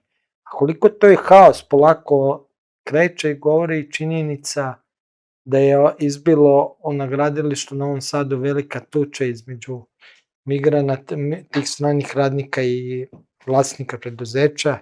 Naime, kako saznaje Srbin Info, pala je prvo ploča na tom gradilištu zbog nekvalitetnog rada. Onda vlasnik preduzeća nije hteo da plati prekovremene radove stranim radnicima, pobunili su se i nastala je opšta tuča. Ko je tu dobio batine, da li sinovi od investitora i obezbeđenje, da li strani radnici, ne znam, ali bila je masovna tuča, da je problem neisplaćeni plate i loši radovi. I to jeste ovde problem. S jedne strane imate korumpirano bitange naše, koje uzimaju strane radnike koji žele da ih eksploatišu kao što i naše radnike eksploatišu, a s druge strane imate nekontrolisani s jedne strane uvoz stranih radnika koji nisu kvalifikovani za te poslove, drugi koji nisu ni motivisani da nešto rade, pošto oni ovde uglavnom dobijaju boravišne dozvole koje traje 6 meseci do godinu dana i onda ih ili menjaju ili ne znam šta rade, ali u svakom slučaju ih ucenjuju da dalje ostanak i na taj način ih eksploatišu. Tako da i onda se stvara nezadovoljstvo i s njihove strane. S treće strane imamo uvoz tih stranih radnika koji se uvoze bez ikakvog pravila i tamo gde ne treba. Najbolji primjer dostava hrana, mnogi naši ljudi su radili, to je bio odličan dopunski posao, odličan posao i za studente da popune džeparac i nije bilo stvarno potrebe da se umesto njih uvoze strani radnici, neko ih je uvezo koji je jako blizak režimu, to je sigurno u ogromnom broju i potisao je naše radnike bez ikakvih potreba da se uvezu na tom mestu strani radnici. Tako da ovo što se dešava u Španiji, to jest, i kako se, evo sad koliko ta nestabilnost može da utiče na društvo u Borči, je ovaj jedan strani radnik, Turčin, je ubio Ruskinju, da li su se zabavljali, da li šta je bilo, ne znam konkretno, ali on je bio opsednut s njome, tako da je na kraju izvršio ubistvo, jer imamo sukob i dva pogleda civilizacijska na svakodnevnicu. U Šapcu, ljudi su snimali u Šapcu, to Srbislav, pozdravim ga sad, je snimao kako strani radnici iz azijatskih zemalja došli su na plažu na Savu i preko puta njih su devojke Srpkinje bile, oni su ih snimali, kikotali se i sve ostalo, a onda se ispostavilo, slali su snimke, govorili su evo kakve su ovde žene, otprilike na izvolte, i pričali su o svojim tamo sunarodnicima, tako reći da je dovoljno da dođete, ja prepričam, jer su im uzeli telefone pa su im gledali šta su ono. Otprilike dođite u Srbiju i žene su ovde ne izvolite, one se samo nama nude, iako nisu se nudile, ni su ti strani radnici u tim trenucima stvarno išli, napadali te žene na taj način, ali jesu ih slikali, ali zašto je opasno? Zbog tih glasina koji oni između sebe onda šire, jer oni dođu ovde i vide da ne mogu i da je problem, mislim da je to neizvodljivo, a posvesno imaju želju ogromnu da to urade i onda šire tračeve, tako dižu sebe u očima drugih svojih sunarodnika, šire laži, neistine i onda šalju podatke o tome kako su ovde žene na izvolte i onda nemojte da vas čudi kad dođe neki stvarno Afganistanac, Pakistanac, ne znam šta, Indijac, sa takvom pričom kad je neki njegov, nazovimo, stari brat ili prijatelj mu mesecima i nedeljama i mesecima slao takve snimke i stalno mu govorio kako je dovoljno ovde doći i sve ti ne izvolte. A da je to tako istina i sve, ja se sećam, to nažalost je bilo i kad sam bio ja mali, pa sve generacije mojih roditelja, mnogi od njih su išli kao da rade isto kao radnici u inostranstvu. Ja se sećam da kad su oni dolazili, bio sam mali pa sam slušao tako razgovore, to su mi bili zanimljivi razgovori. Često su znali da ovi radnici pričaju, na kraju to su ispadala španska sela, da pričaju o tome kako su Nemice, Šveđanke i tako dalje, kad su u pitanju Srbi ili Jugovići tadašnji otvoreni kao sve na izvolte. Ja tada sam mislio da je to istina, a posle sam saznao da je tu bilo mnogo više hvalisanja nego što je bilo istine.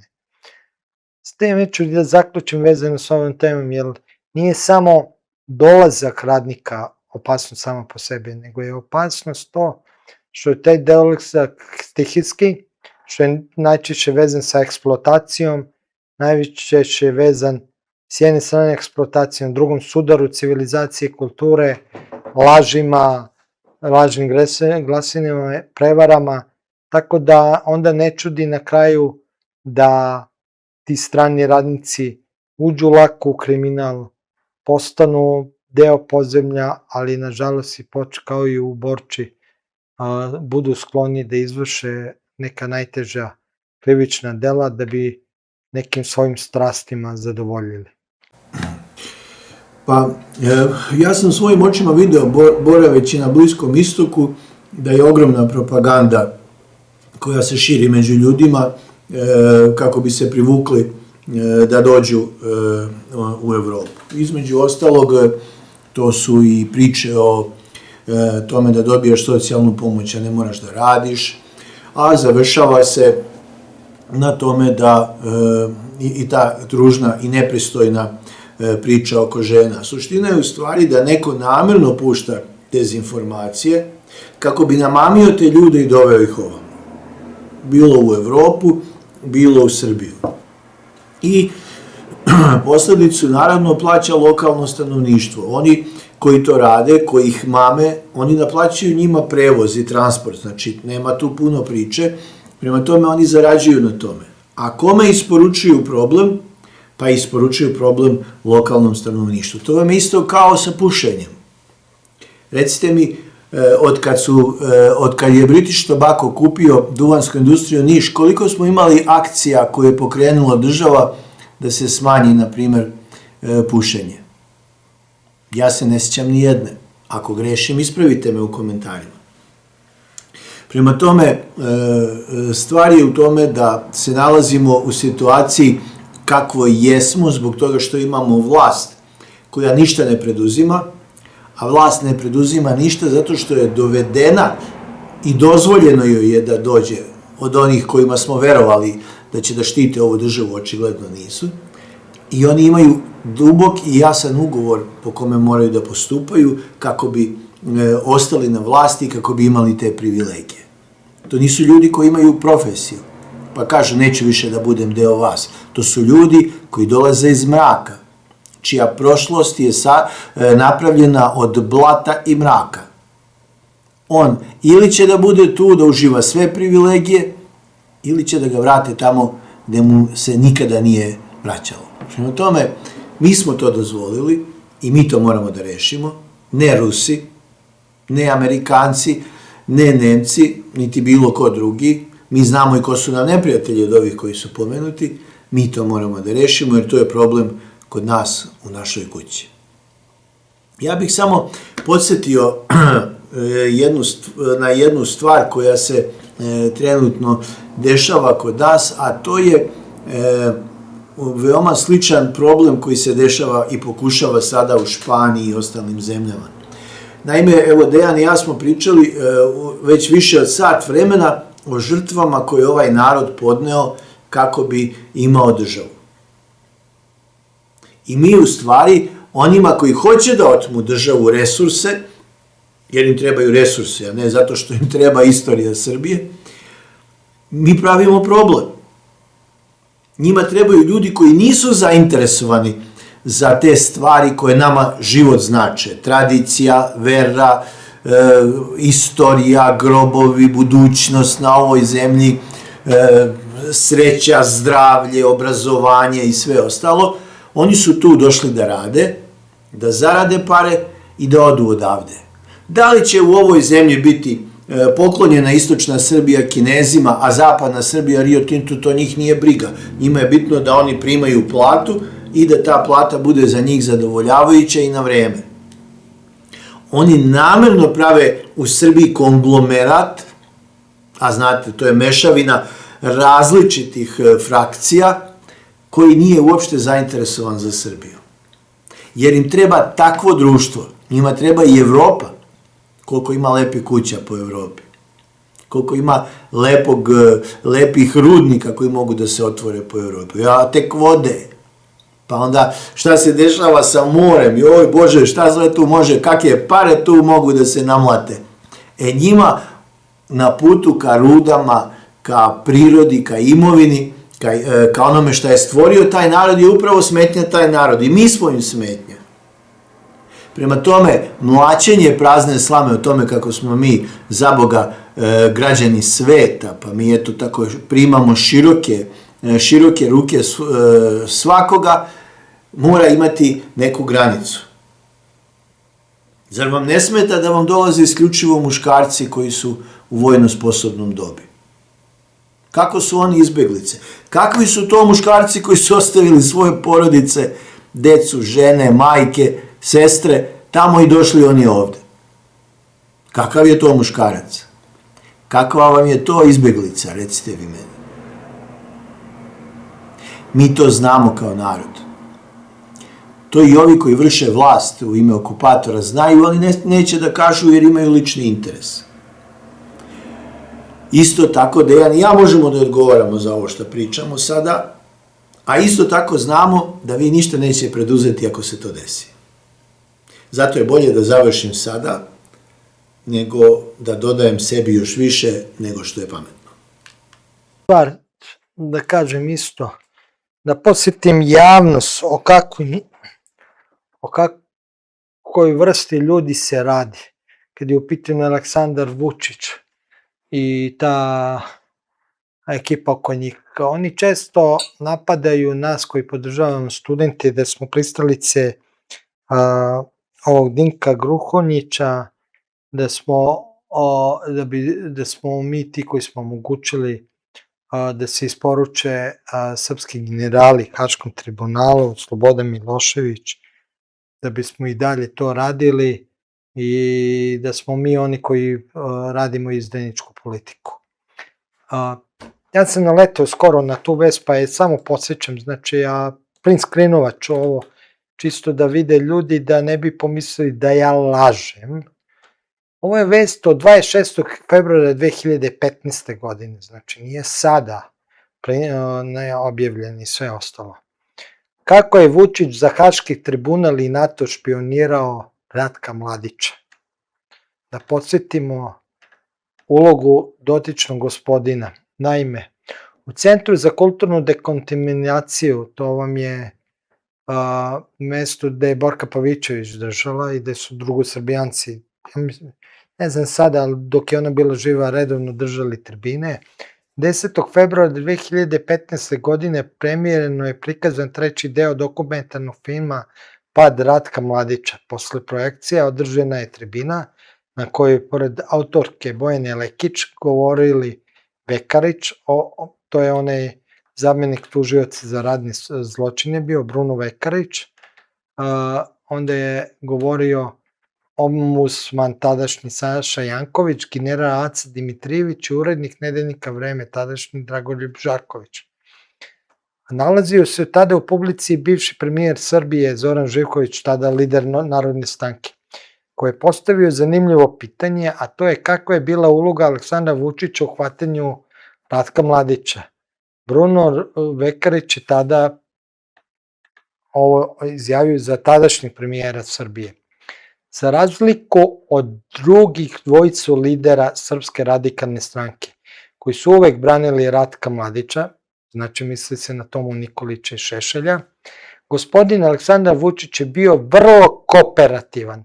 U više navrata je dolazio kod nas u tužilaštvu i nudio saradnju i informacije o tome gde se skriva Mladić.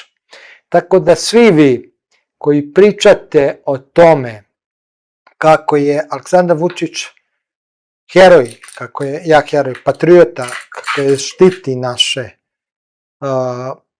heroje ili borce za slobodu srpskog naroda i naše komandante, ja ću vas posjetiti na tu izjavu Brune Vekarića iz 10. februara 2015. godine, gde je on za razliku od Tome Nikolića i Vojislava Šešelja, znači možete šta mislite, njima šta hoćete, ali sam Vekarić priznaje da su branili Ratka Mladića, a ne potkazivali, a da Vučić ne da nije branio Ratka Mladića, nego ga je potkazivao. Taj isti Vučić koji je lepio bulevar Ratka Mladića i napadao Đinđića i sve u tim trenucima. Što govori o tome da je on uvek jedno mislio, drugo radio, treće govorio. Da je čovek jedan veliki manipulant, bez ikakvih crvenih linija moralnih u sebi, da ga džabe žene ne zovu žvalavi, a zamislite kad nekog žene zovu žvalavi, da džabe žene koje su ga poznavali u osnovnoj i srednjoj škole, a koje se međusobno ne poznaju, kažu da je smotan u muško-ženskim odnosima, da je džabe ljudi koji su radili s njim ne zovu ga hulja. To su sve činjenice koje potkrepljuju da je ovo što je rekao Bruno Vekarić veoma moguće, a to je da je, dok je lepio znači plakate bulevar Ratka Mladića, da je istovremeno se nudio tadašnjem tužilaštvu za ratni zločin da pomogne im da bude uhapšen Ratko Mladić. I to vam je, na tom slučaju se oslikava najbolje na šta je sve spreman Aleksandar Vučić. Ljudi moji, pa on je spreman i svoje roditelje da izda, brata, samo da bi sebe spasio ako tako misli.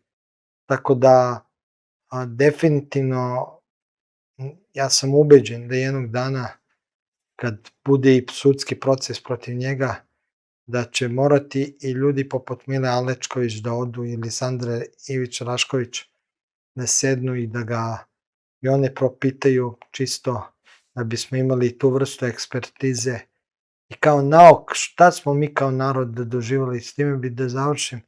Naš najveći poraz kao narod, da smo mi doživjeli da takva vrsta ljudi kao što je Aleksandar Vučić bude na čelu naše države i da ništa, tako reći, uspešno, jesmo se bunili, nismo uradili da ga smenimo, nego već ga trpimo 15 godina. To je dokaz u kakvom je stanje naše nacije, nažalost. Duško? Evo, da iskoračimo još malo u istoriju i da je posmatramo na način koji može da nam bude koristan za budućnost. Naime, 1915. godine kod manastira Sveti Naum na Ohridu, Bugari su presreli kolonu pitomaca srpske vojne škole, koja se povlačila iz Srbije, konkretno 400 dečaka, i prikupili su ih iznad Biljaninih izvora kod Ohrida i sve poklali na to mesto. Nijedan metak nisu ispalili prema rečima onih koji su istraživali taj zločin. Nakon Prvog svjetskog rata vladika Nikolaj Velimirović, dok je bio ohridski arhijepiskop, on je podigao obelisk po crtežu Momira Koronovića, arhitekte. Međutim, kad su Bugari došli po drugi put u Drugom svjetskom ratu, oni su prvo šta su radili, srušili taj obelisk. I taj spomenik i dan danas je ostao nepodignut. Podignut je krst nad grobnicom, ali od toga ništa više. O tome trebamo da razmislimo kao narod i da pokažemo da poštujemo žrtve koje su pale za ovu zemlju, a isto tako bi trebalo i oni koji pljačkaju ovu zemlju da poštuju žrtve onih koji su im sačuvali ono što oni sada prodaju. Da nisu ovi stradali, oni ne bi imali sad šta da prodaju. Druga tema je spomenik na Zebrnjaku. Znamo veoma dobro šta je se desilo tamo i šta taj spomenik obeležava i koliko je on značajan za našu istoriju. Pored toga spomenika koji je uništen, znamo kako, i koji u ovom trenutku se nalazi u prilično lošem stanju, to je kula visine 30 metara, je otvoren kamenolom. Taj kamenolom, možete misliti, to je jedino mesto u tom prostoru gde ima kamena i nigde više, jel da? Tako da je to jedan od metoda koji smo se nagledali po Kosovu i Metohiji, da se blizu manastira, crkava, ruševina crkava ili značajnih mesta za srpsku istoriju otvaraju kamenolomi koji polako vibracijama uništavaju taj spomenik ili na kraju krajeva jednog dana ga pojedu, jer šta će, treba im kamen, nema niđe kamena nego samo tu. Isto treba razmisliti o tome da se obnovi spomenik na Zebrnjaku, imajući u vidu da je neophodno u ovom trenutku reći onima koji su pali za ovu zemlju, da je sa naše strane i dalje duboko poštovanje prema njima, bez obzira šta pričala Narodna skupština, jer mi znamo ko je u toj Narodnoj skupštini, bez obzira šta činila vlada Srbije, jer mi znamo ko je u toj vladi, i bez obzira što to policiji, tužilaštvu i vojsci ne smeta, jer mi znamo ko odlučuje u tim organima o tome šta će da oni rade.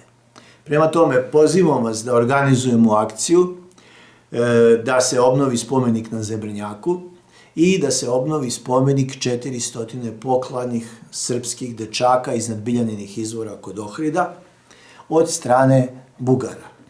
Također vas pozivam da pogledate objavu na Facebooku Pokreta Sabor, u kome koja je imala 40.000 pregleda, na kome su čak i neki istoričari umetnosti tvrdili da je taj spomenik na Zebrnjaku spomenik teritorijalnim pretenzijama Srbije prema Makedoniji i da to ne treba obnoviti, jer niko to pametan neće da uradi. Kad su ga ljudi jednostavno demantovali, taj istoričar umetnosti je počeo sve redom da vređa.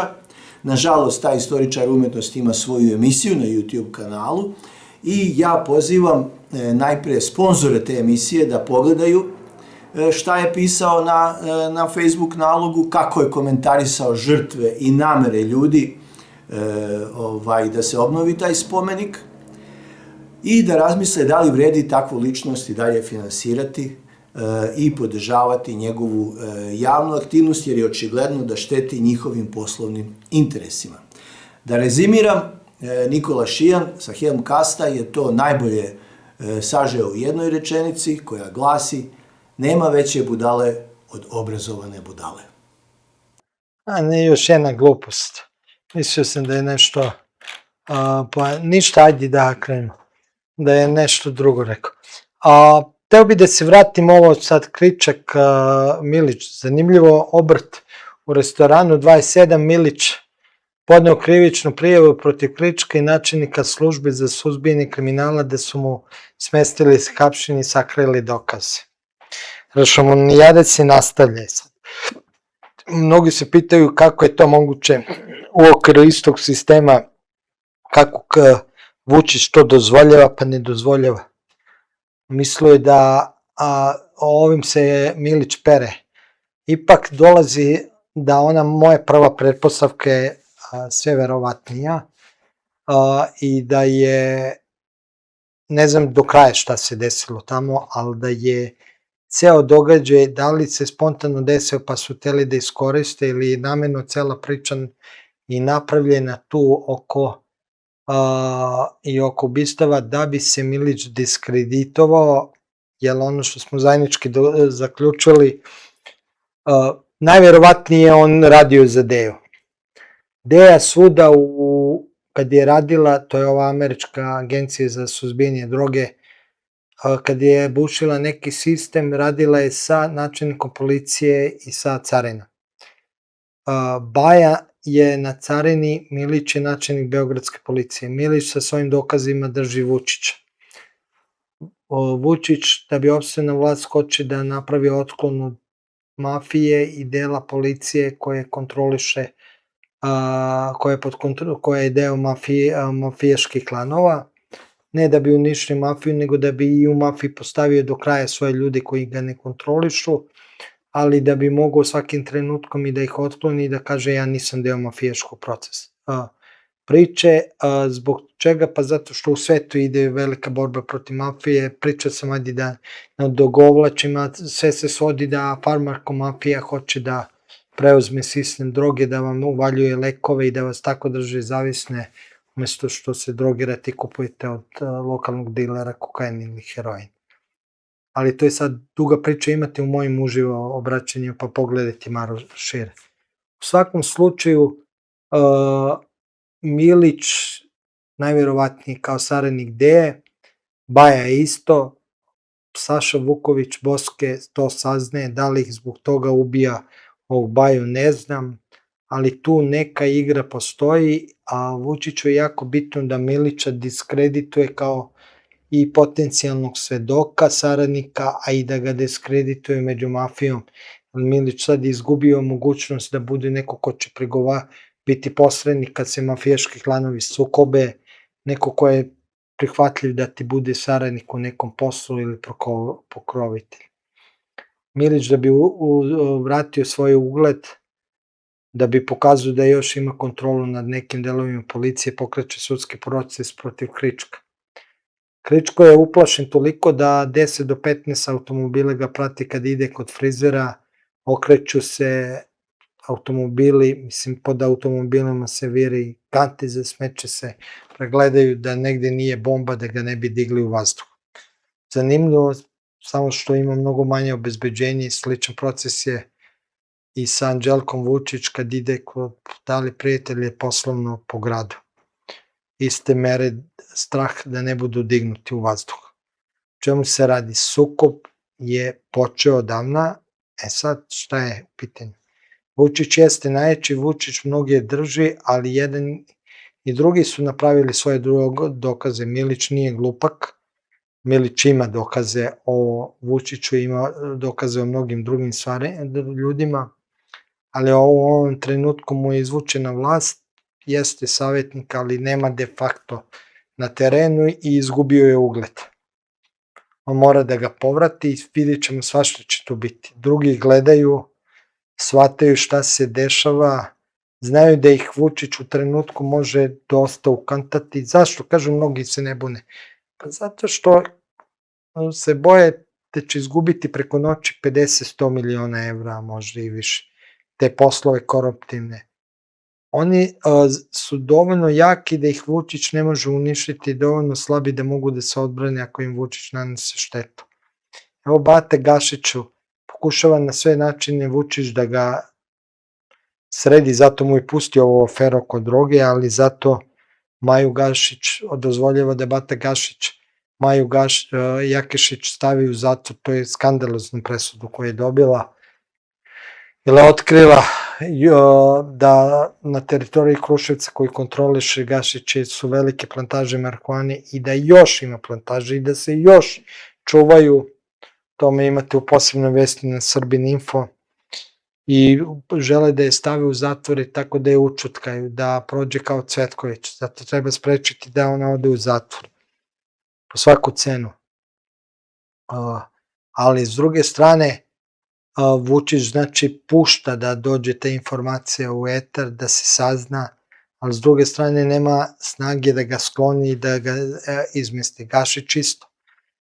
Nema snage da direktno uđe u rat sa Vučićem, ali ima snage da se odupre Andreju Vučiću, da ne dozvoli da Andrej Vučić stavi svoje ljudi i stavi Kruševac pod svojom kontrolom. Tako da istovremeno dok imamo rat ove studenti opozicije sa vlašću, imamo i u samom kartelu, da, tu i SPS. Mnogi će se pitati, pa što se ne priključe oni studentima ili sve ostalo? Prvo, ako bi se oni nama priključili, oni bi nas usisali, a drugo, to znači isti sistem samo bez Vučića. Hvala Bogu, mnogi iz opozicija, a pogotovo kod studenta, niti hoće, ali niti smeju to da uradi. Iako bi Zdenko Domanović i ta klika jedva čekali da se tako nešto uradi. Da bi i svoj deo političke borbe koja je možda kompromitovan tako očistili. A drugo, i oni se boje kontrole, da narod u stvari preuzme kontrolu nad vođenjem ovog društva i države. Da najbolji među nama vladaju, ali bez korupcije. U svakom slučaju, oni su u strahu, s jednu stranu u sukobu međusobno žestokom, ali u strahu šta će biti ako Vučić nije na vlasti, jer svi znaju oni da će isto propasti njihovi poslovi, a drugo da će mnogi od njih završiti u zatvor. I samo taj strah ih održava trenutno da nije Vučić pao, da ne idu direktno u sukob sa njima, a kažem, bez obzira koliko to možda izgledalo kontraproduktivno ili nam ne omogućava da već sad skinemo Vučića, svaki savez sa takvim ljudima bi značilo novi 5. oktobar bez 6. oktobra, značilo bi dalje propadanje Srbije. Tako da sa tim ljudima nema savez i oni trebaju da odgovaraju ko Vučić. Treba biti strpljiv i uporan, a pustiti njih da se poubijaju, a to je neminovnost. Jer, što se kaže, bazen je tesan, a i kurle su besne, krediti su sve skuplji, novce sve manje, tako da, dragi gledaoci, čuvajte se da ne budete žrtve njihovog metka i pustite da se oni prvo pobiju među sobom, a kad dođu izbori, bit će taj trenutak kad nećemo smeti da odustate, tada počinje neka druga igra. Tako da, ovo što se desilo Milić Kričak, to je tek uvertira što će se desiti i kao što Milić ne sme nazad, jer će izgubiti kredibilitet, ne smiju ni oni nazad, tako da je sukob među njima neizbježan. Htio bih da skrenem pažnju na još jedan zanimljiv događaj koji se desio, a to je svedočenje pred kongresom Anthony Faucija, znamo svi ko je on, i pojava njegovih dnevnika, odnosno ono što nije rekao Amerikancima u vezi vakcine. Nisam video knjigu uživo, ali sam video da ima obim oko 1100 strana i htio bih da vam skrenem pažnju na jednu zanimljivu stvar. A to je da reakcija javnosti i medija na svedočenje Anthonyja Faucija pred kongresom izgleda u jednoj rečenici ovako. Gledam vas u lice i smejem vam se, jer je on izjavio da nema razloga nikome da se pravda niti izvinjava.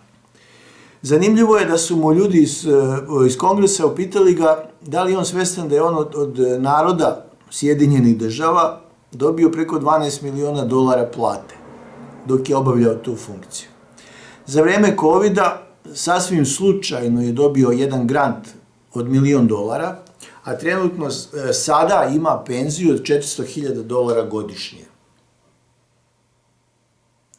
I jednostavno kompletna javnost, kako medijska, tako posebno intelektualna, je ustala protiv njegovog svedočenja i njegovog ponašanja, jer je on samo pre 4 godine javno izjavio ja sam nauka. A sada kaže ja sam tišina i ne možete mi ništa. To je zanimljivo. I zanimljivo je da i dalje postoje strajkovi na pominjanje reči COVID, pandemija, epidemija i sve ostalo, dok oni koji tamo stoje i dalje prolaze veoma tešku trijažu i mogu vam reći da sam iznenađen stepenom nezadovoljstva i besa kojom američka javnost je prokomentarisala njegovo ponašanje. Ono što je zanimljivo, a to je u celoj toj priči da je australijska agencija Vest 24 objavila da su Sjedinjene države tokom pandemije odštampale trećinu njihovog ukupnog novčane mase za samo 2 godine. Znači, za 2 godine pandemije Sjedinjene države su ubacile, odštampale, to se zove primarna emisija, jel tako, kad bi to štampao Slobodan Milošević, oni su odštampale 1/3 ukupne novčane mase.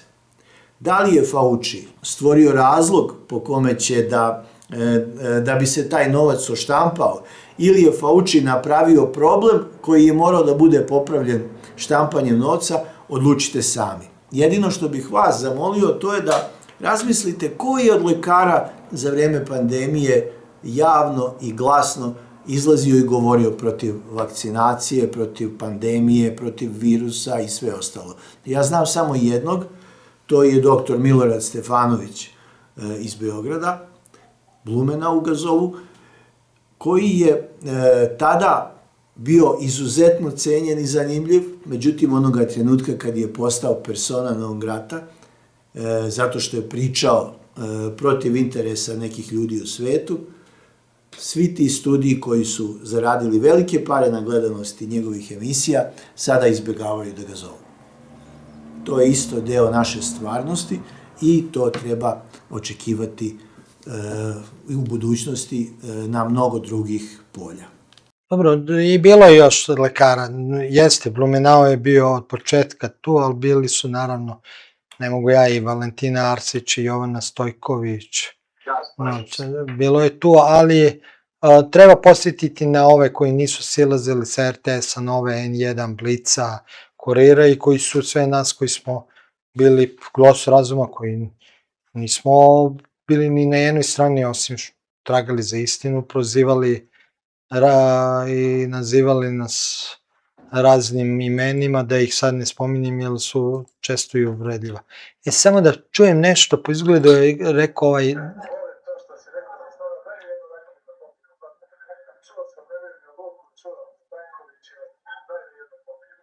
Aha, evo čujete, sad ću, evo dragi gledalci, sad ću da vam spustim jedan snimak koji pokazuje koliki je ipak alkoholičar Vučić, gde govori neću vodu, dajte mi rakije, dok razgovara sa narodom. Volim to što si rekao za sada, daj mi jednu rakiju da popijem sad. Čuo sam Emiliju Luku, čuo Stankoviće, daj da jednu popijem. Ma neću vodu, daj mi rakiju jednu. Šljivo najobičniju. Šta god da imate. Čisto da znate kakav nam je predsjednik. Sad zamislite da takav čovjek vlada, na primjer, Rusijom ili nekom drugom, da se Tito tako ponašao, bez obzira kako ja imao razmišljenje o Titu, a nisu dobra razmišljenja, ili o Miloševiću, da dođe među narodom, ovaj narod dođe i sa željom da mu saopšti neki svoj problem, da vidi da li može da se reši, a onda vam dođe jedan alkoholičar i kaže, ma neću vodu, dajte mi rakiju, i počnem da priča o svojim problemima, o svojim nekim glupostima, što vam govori o tome koliko je čovek stvarno, ja sam govorio da je možda od lekova, a sad definitivno zagozi u alkoholizam u onom teškom stanju. To je to, pucanje. I sad, evo, to ću poruku ovim najbogatijim ljudima sad da pošaljem. Evo, čuli ste čoveka koji traži rakiju, a ne vodu. Ovo je poruka i ovim policajcima koji će da nas tuku na ulicama i svima vama.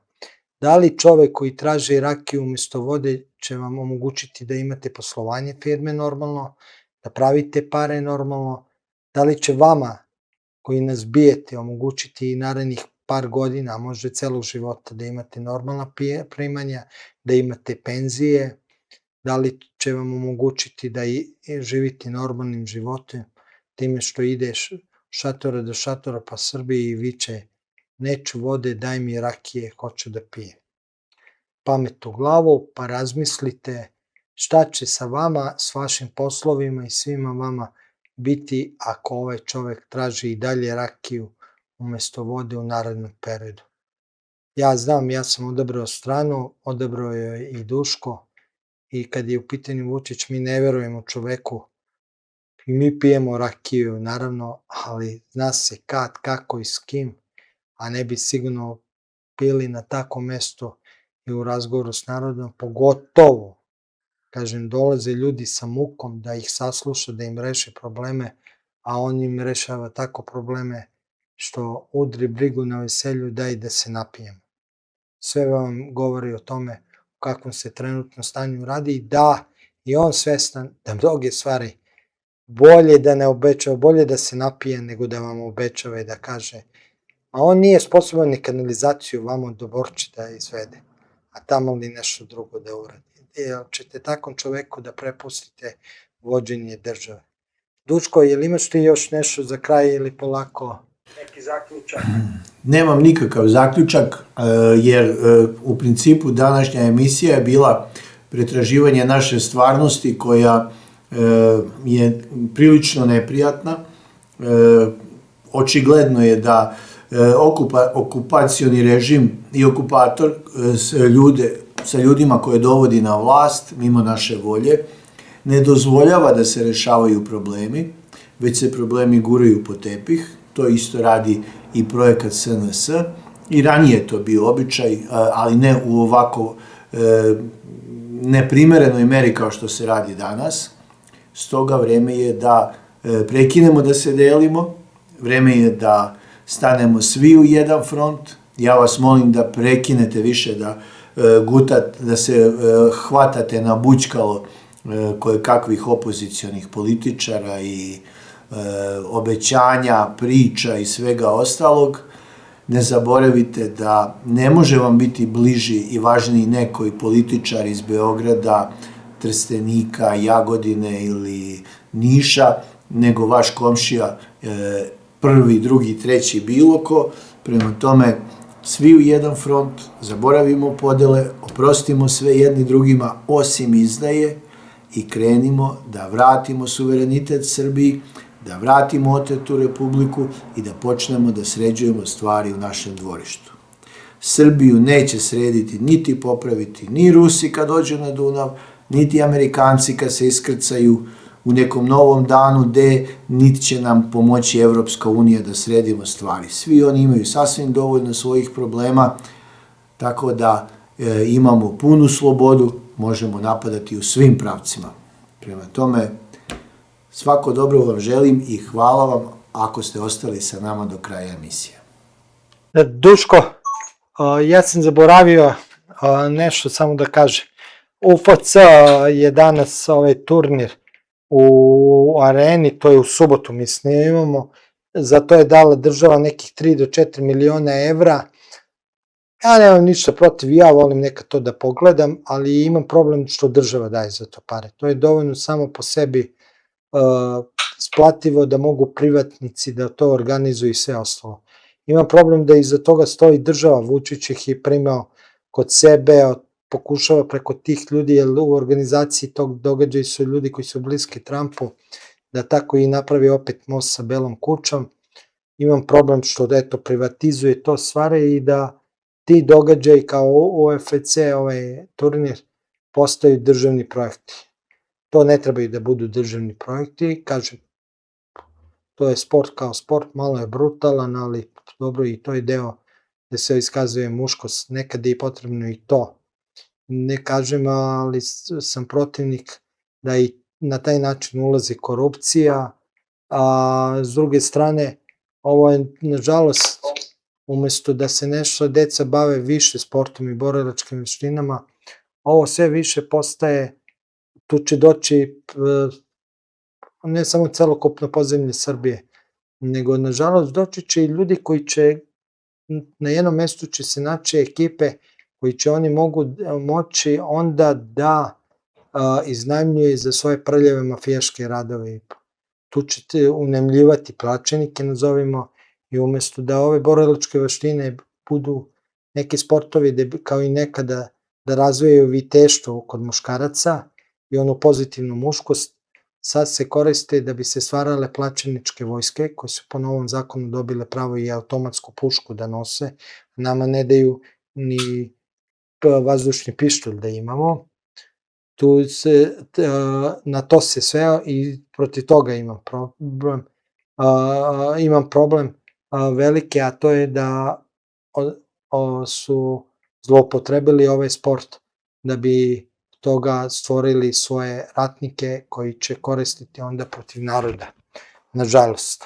Tako da i o tome moramo da razmišljamo, jer će sve više toga biti, gde će s jedne strane narod gledati da ga što manje kako razoružaju i što manje ga napravi sposobnim da se brani, a s druge strane ćemo imati profesionalne, kao nekad u srednjem veku, ratnike koji će pre svega ne da štite državu ili društvo, nego da štite lokalnog feudalca, bogataša, da bi on mogo dalje da vrši vlast i eksploatiše one ljude koji su ispod njega. Si hteo da dodeš možda ili ne, da završim emisiju? Ništa, s time ćemo i da završimo emisiju, dragi gledalci. Ovo je bilo još jedno prelesavanje koje su zajednički vodili Duško Kuzović i ja, Dejan Petar Zlatanović, za narod, za Srbiju ove godine na celom Kosovu i Metohiji, tamo gde je srpski narod, tamo gde su ljudi dobre volje u Prizrenu i naravno tamo gde su studenti. Bog vas sve blagoslovio i od zlog spasio s Bogom. Pomaže Bog, braći i sestre, svi Srbi ma gde bili u svetu i svi ljudi dobre volje. Vi se nalazite na kanalima Srbin Info i Centar. Ovom prilikom želim da vas informišem da je YouTube omogućio pretplatu na našim kanalima. Time ostvarujete neke od pogodnosti. Takođe, ako želite da pomognete rad naše redakcije, možete uplatiti donacije preko platforme Patreon ili direktno na naš devizni ili dinarski račun firme. Instrukcije za plaćanje možete naći u opisu svakog našeg videa.